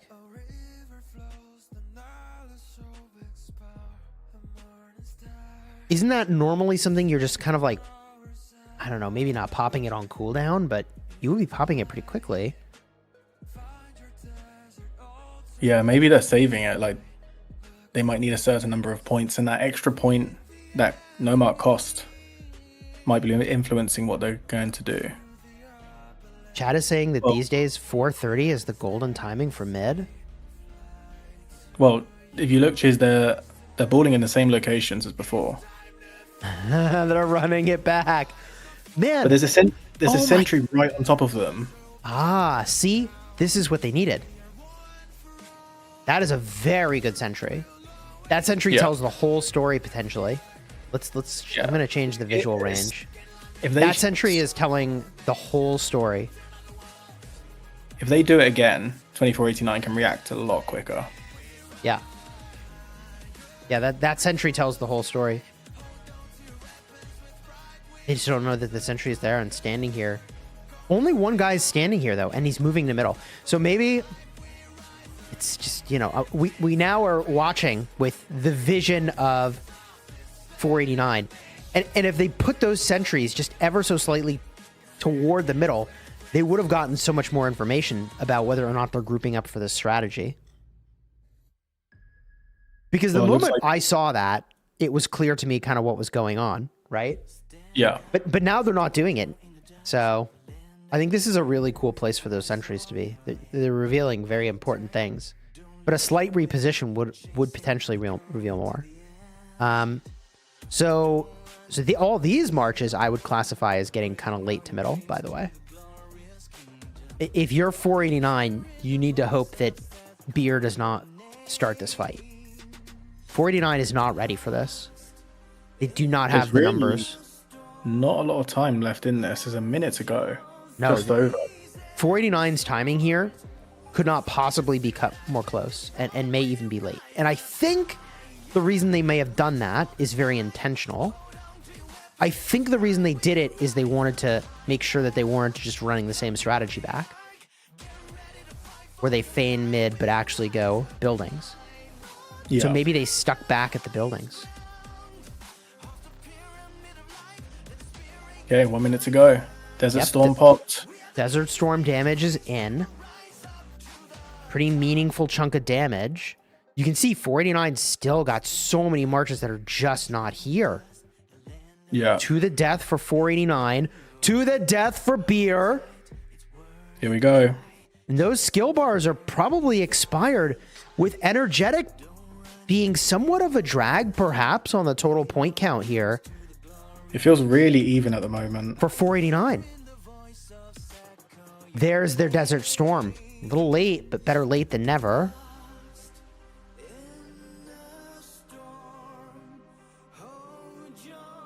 I can't tell who's winning.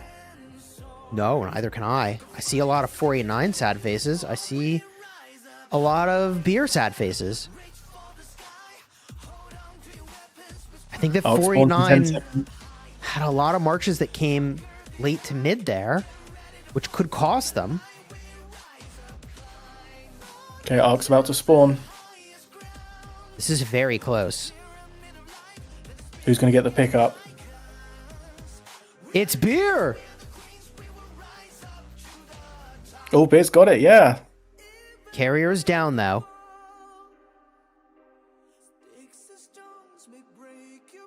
Need a new carrier. Several vying for that arc. 489 with the quick hands. And possibly the mid-fight win. Hard to say. It's still unfolding. Carrier's down again.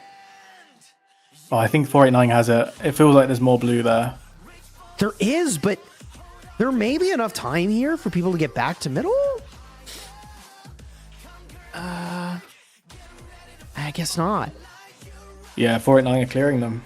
Damn. That's a very, very, very close arc. The closest I've seen literally all season. That is the closest arc I have seen all season. Right there. Yeah, there's really not left to rotate. It's like 12 marches. Maybe 18? Yeah, so now Beer has the the choice. It's got time warp, so it could either do to the death once more or no mark, and it feels every mid since Desert Storm was started being used by 2489, they lose. So for me, it feels like they have to go with the building play. This is a bad situation for Beer because they needed one arc to win, in my estimation, and this was when they wanted it, and they did not get it. They used their to the death. Not that they can't do it again, but this was the one where they needed to get the arc. They may get one additional opportunity for this, depending on how many arcs 49 gives here. So they could have one cycle where they go no mark and one cycle where they try to the death again. It is still in the cards, right? Yeah, it is. It is.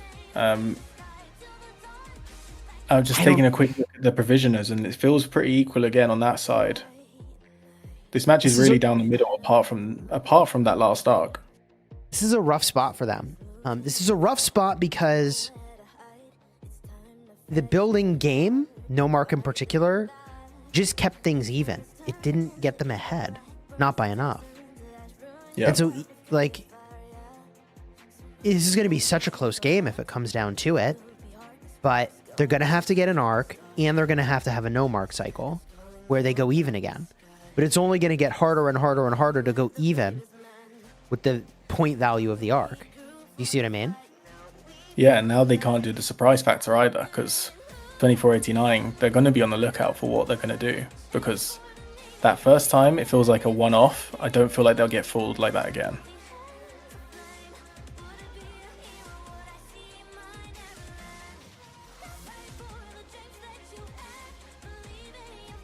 Got a rally in on this desert altar, but no field to support it. 489 making a push for Sky, while Rally's on its way to the Shrine of Life.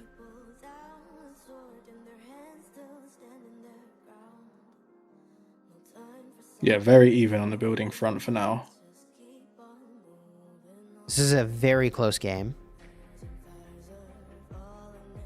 Points per minute, almost exactly even. Archer Rally going into the Cavs here.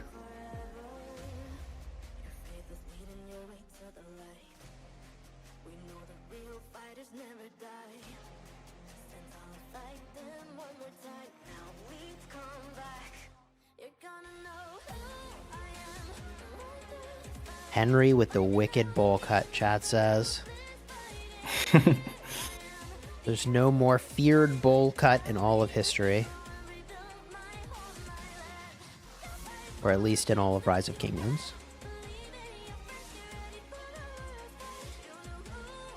Yeah, both teams trying to make pushes, but both defenses on every structure seem to be solid.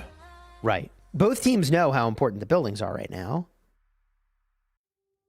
And there's just only so much that can be done to try to take a building.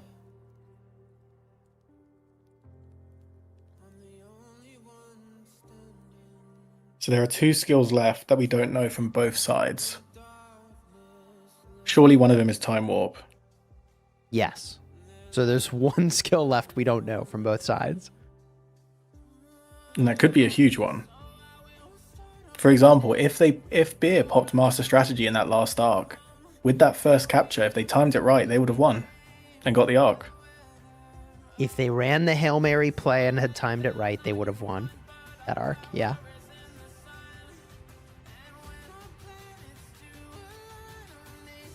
Because I just don't see Beer winning the mid at this stage. 2489, yeah, they've sussed them out. And their marches seem super strong.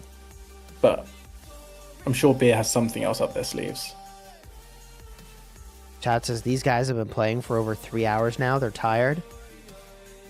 I don't know. I mean, I both agree with you, and the players of this game are conditioned to 18 plus hour shifts in KVK, right? Yep. Although not as intense a lot of the time, sometimes. True, true. I do think Beer have played at least 3 practice matches back to back to back, so I know they're used to this. And 2489, I mean, they're champions in the past, so again, this would be something they're not that shouldn't phase him too much. I do think the chatter is right, though, that the mental drain of what they're doing here is great. And it is, to your point, very different potentially than the level of mental strain of a KVK match, you know? Yeah.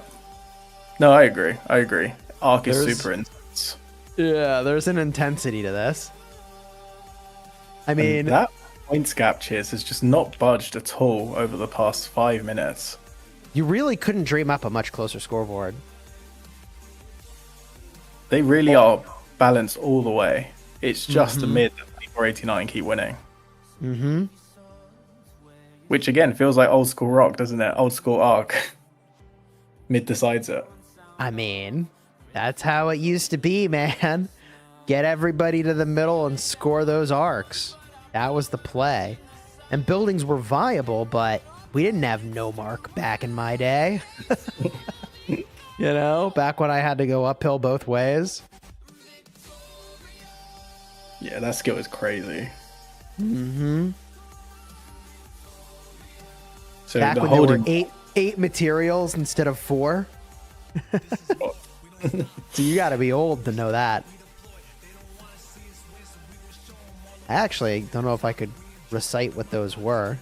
I remember there were feathers. Oh man, I cannot remember at all. Yeah. I was so glad when they reduced the total number. Yeah, I think it makes sense, right? Like they got the 1 per troop type now, which that checks out. It's pretty logical. But now they're just adding so many different formations that that's getting difficult to keep up with. True. Well, I guess it adds a lot of different styles of play to rock now with Delta, Pincer, and other formations. Yeah, the customizations can be good, I think. It's nice to be able to refine how your march operates. I think we won't really see that in its like full sort of form, so to speak, until we get a few more formations and we have like sort of more options for what to do with commanders. Yeah. But I think the formation system gives you some choices.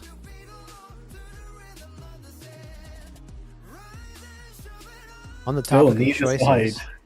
Sorry, go on. Well, no, I was going to say on the topic of choices, do you hold this arc? They seem to think so.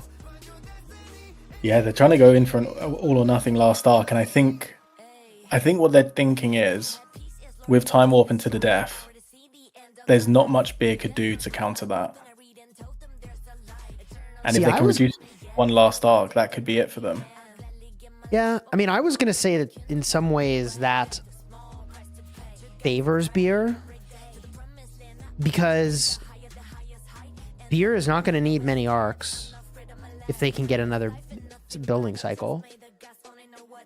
But I don't know, they haven't gotten another building cycle yet, and they're left holding these points because they're waiting to see what happens with the arc.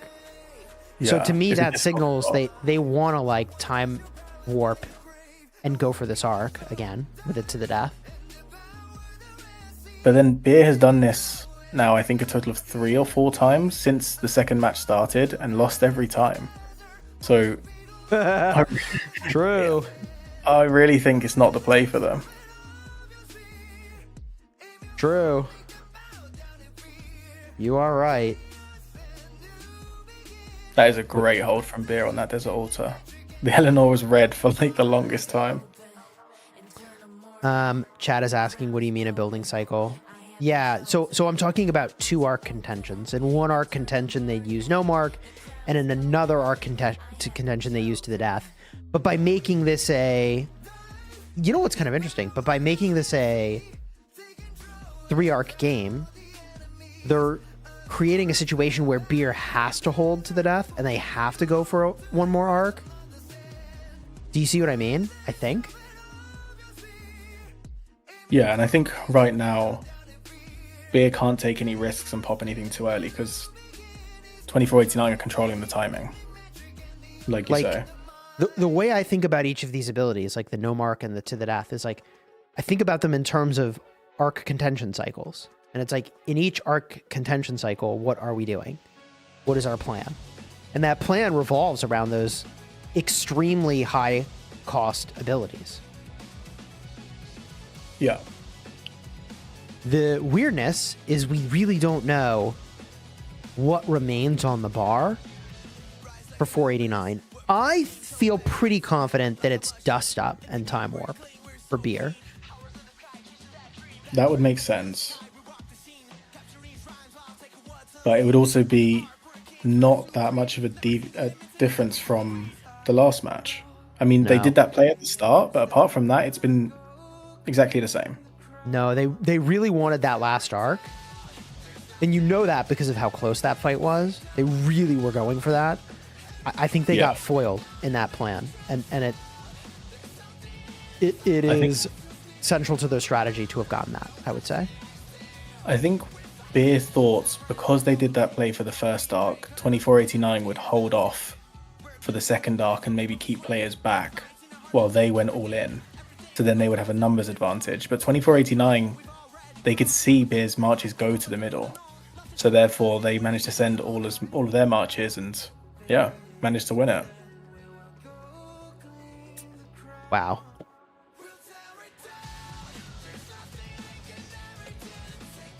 Yeah, like you just showed, Chiz, exactly 590 points each. There's nothing, no structure has flipped since that last arc. It's like hard to dream up a more even scoreboard right now. The only difference is that arc. That's why I like that arc play was crucial. And I think you're right that they went buildings first to perhaps signal, hey, you need to protect your buildings. And 489 did do that. That's why I think they were late to mid.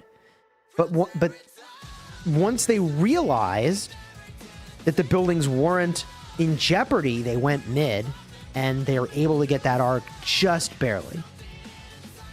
Yeah. And Chats even said it's insane that there's been no building swaps this entire time. And these guys are incredibly good at managing their rotations and their marches and where they need to be at the right time. And they're putting a lot of pressure on every building, but the defense is just incredible. Oh, 2489 has just capped the arc. Okay. Now things get spicy. So we've got 8 minutes for the arc to spawn. It will be the final arc. Yeah, it will be. And both teams will likely have full skill bars.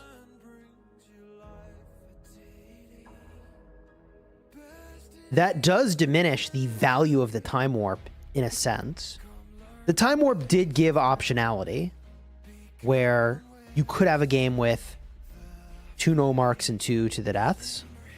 But I think this will be a game with only 3 activations of those major skills, if that makes sense. Mm-hmm. Yeah. No, it does. And I'm looking at the provisioners, and 2489 currently has about double the amount of Beer. So Beer right now, maybe they've tried to get a few more marches onto the field to make more of a difference, but as things stand, yeah, it's not looking great. It's a difficult spot for them. I would agree. If they can't outmuscle the middle, and they can't outmaneuver the flanks, the building game, they are in trouble. Just how crazy would it be to see a master strategy play on game 3 of the the final of OL? The final of OL, not only of this series but of this season. I feel like that's the Hail Mary that Beer needs right now, because they're not winning the mid at the moment, and 6 minutes to go, no buildings are flipping. They're losing. They've got less provisioners, so there's only, like you say, only so many variables you can control. I think taking a play out of the 93 playbook to Master Strategist that arc out would be a beautiful Hail Mary and could be the difference maker.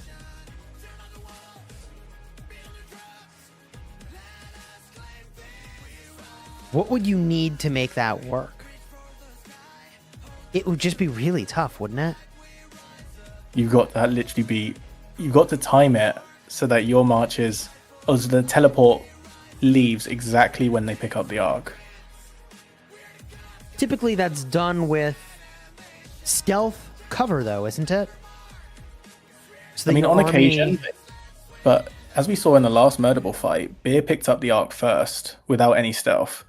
So if they can just get in position at the right time, I mean, I think 2489 needs to be super aggressive if that happens, but Beer needs to slowly move their Murderball up. So even if 2489 pops to the death, Beer is able to grab it quick and then get out of there. I think that's the only play they can do, in all honesty. It's a 5k point gap already.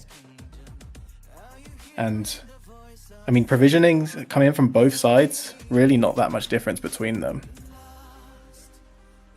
So they have to have it on the bar, grab the arc first, and time the ability perfectly so that the carrier doesn't fall. Yeah. Whew. But even then, 2489 could take down the carrier, the guy trying to pick it up. So I don't know. It's super difficult to call here. 4k points is quite a lot. Yeah. That is, I mean, the definition of a Hail Mary play. Yep. Oh, here we go. They're taking the Desert Altar. Interesting. There's so many 2489 marches around. Were they sleeping? I don't know what that was. That could have been a bit of a whoopsie daisies. We actually have someone from 60MX, Williams, in the chat, and he's recently won Osiris League and said that they've beaten Beer, or they haven't been able to beat Beer in practice, but they've beaten 489. So it goes to show how good of a job 2489 has adjusted from that first match to be able to essentially take over the next two. Do you know if these practices are being done with balance mode or regular? I would assume it's regular because they have certain march speeds and they need to get their timing right. Oh yeah, It's been said regular. So 3.5 minutes, 3,500 points in it. 2 skills we don't know. This is it. Chat says there's no point in practicing in balance mode. I mean, I guess if you're practicing for the Grand Prix, you would prefer. Oh, early Desert Storm. Interesting. Okay. I trying to like get it for them. I think maybe they're managing trying to not cap out on their points. How did they see where they were? They haven't. Did they just guess? Did they have someone in there before? Yeah, I don't know. Did they fire that off blind? What are these other skills they're going to be using? That's a very early Desert Storm. I don't hate it. Yeah, I guess it replenishes, like, it gives Here you it the is. chance to get... Stocking up? What? That can't They're be going it. all in on provisions? They haven't got anyone provisioning. No, they're turning in now, presumably.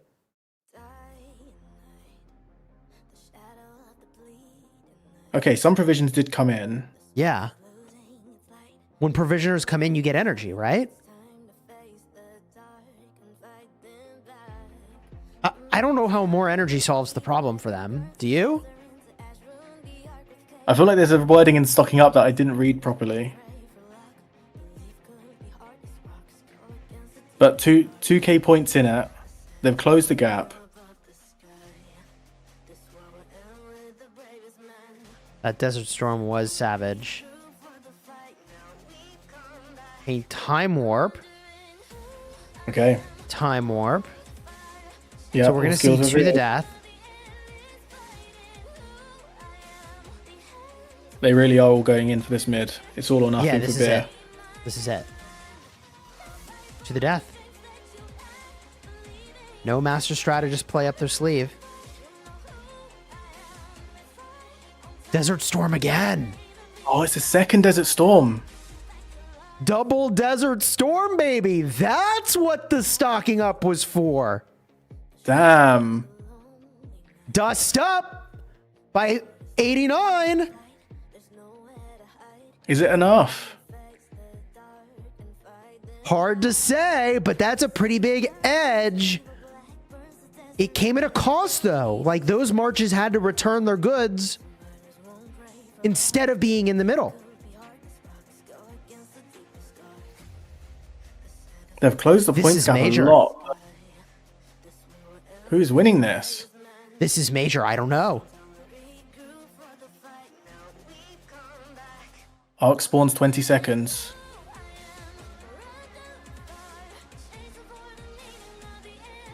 I mean, I don't know who's winning this.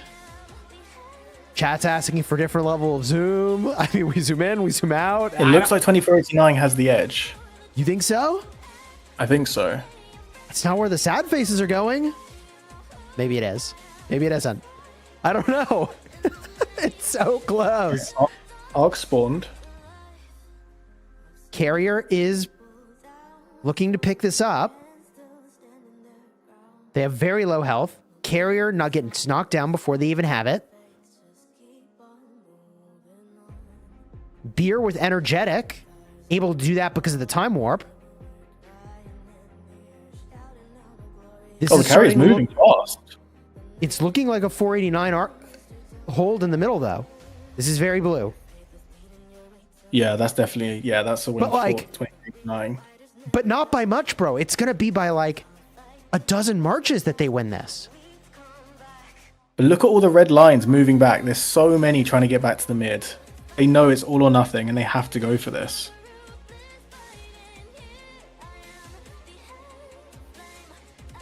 Oh, wow. There seems to be a lot moving. Like, if we zoom out and we just take a look at how many marches are moving in back to the mid.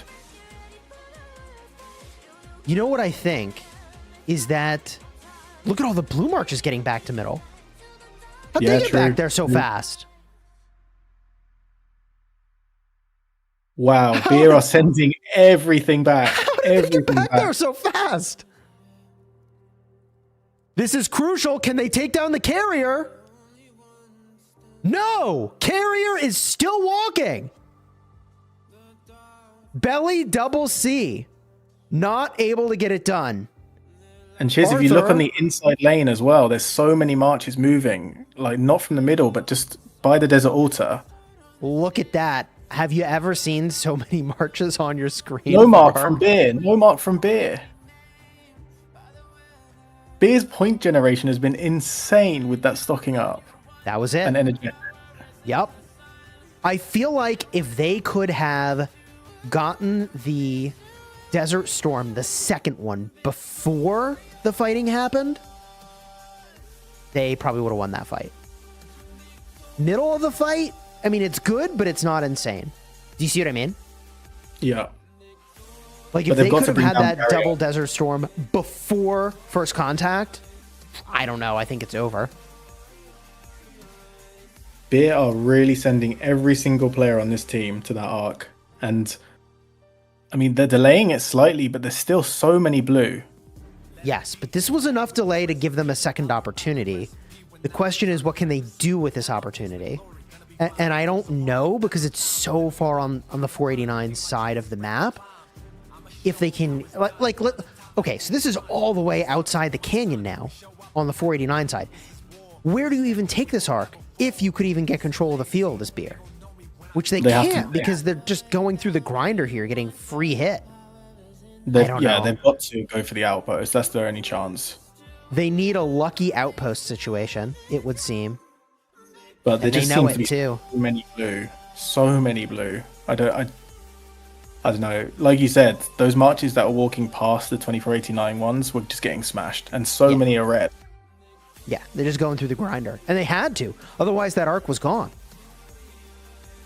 They have so much they need to get done and so little time and space to do it with because of this position on the map. BQ captaining the outpost. They're already trying to Outpost spin the being... outpost down. Yeah, this is a particularly difficult place to score the arc because there's only room for not even 2 full marches. So you want to keep this thing full enough so it can't get swarmed out, but not so full that your carrier can't get in it. But this is looking really promising for 489. They might get in now. The carrier's not going in. Is there There's enough probably no room to be able to do enough here? Could you zoom out and see how many there still is? They're going in. They're going in. They got room. They got space. No, they didn't. They bounced. They're going in. Where are they going? No, they're not. What are they doing? They're going to drop the arc and give it to somebody else. Interesting play when you could have just got rid of it. I guess they don't want to take any risks, and the But they're field seems to 34,000. be... You couldn't get the 34,000 space in that building? I guess it doesn't matter. It's all over. Yeah, they may have just wanted the safe cap. We're just had it. The safe cap is for it to be capped. Yeah. I mean, like let me say that differently. The only safety is it being capped. Walking it away. I don't know. There really aren't many red marches left. Like, I think there's these 2, but I don't see any even close to there now. What's going on here? There's What a are they storm waiting on for? this altar. Yeah, now it's a 350k march, making it more difficult. What? How do they get in there? They're in. Are they good? Okay, They're in. there we go. They're in. What a game. Damn. 2489. Not every single mid since that first match finished. They've come out on top. Desert Storm. So powerful. GG, chat says. Wow. What a match. I mean, yeah, 5k points to go, 3 minutes. It does feel like it's game over, to be honest. Unless there's some miraculous farming, but they've already deposited 3k, haven't they? That's it.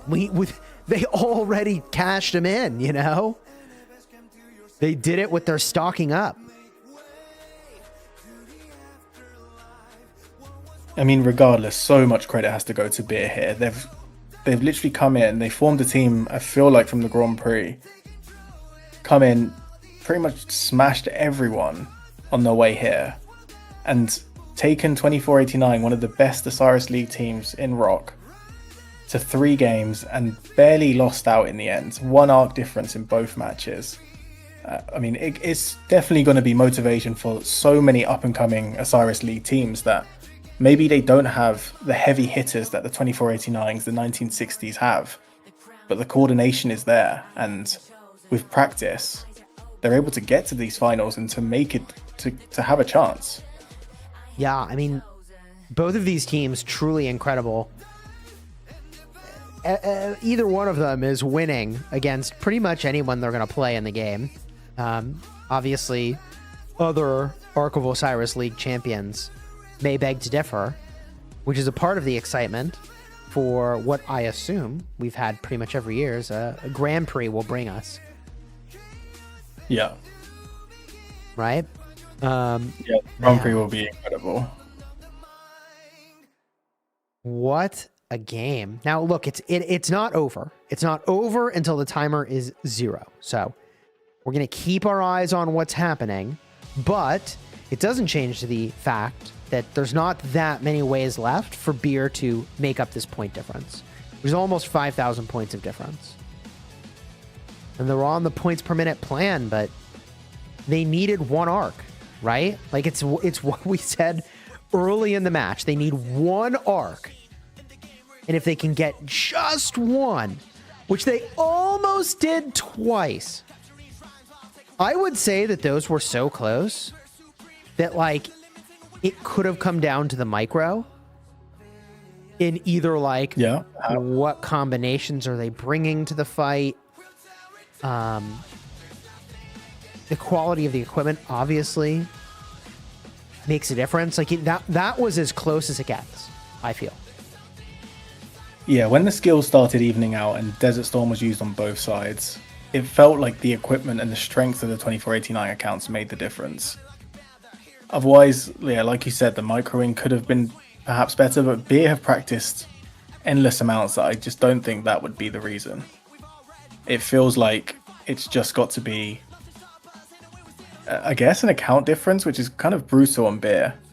But I don't know. That's a very easy thing to say without going back and rewatching it, but it feels that way.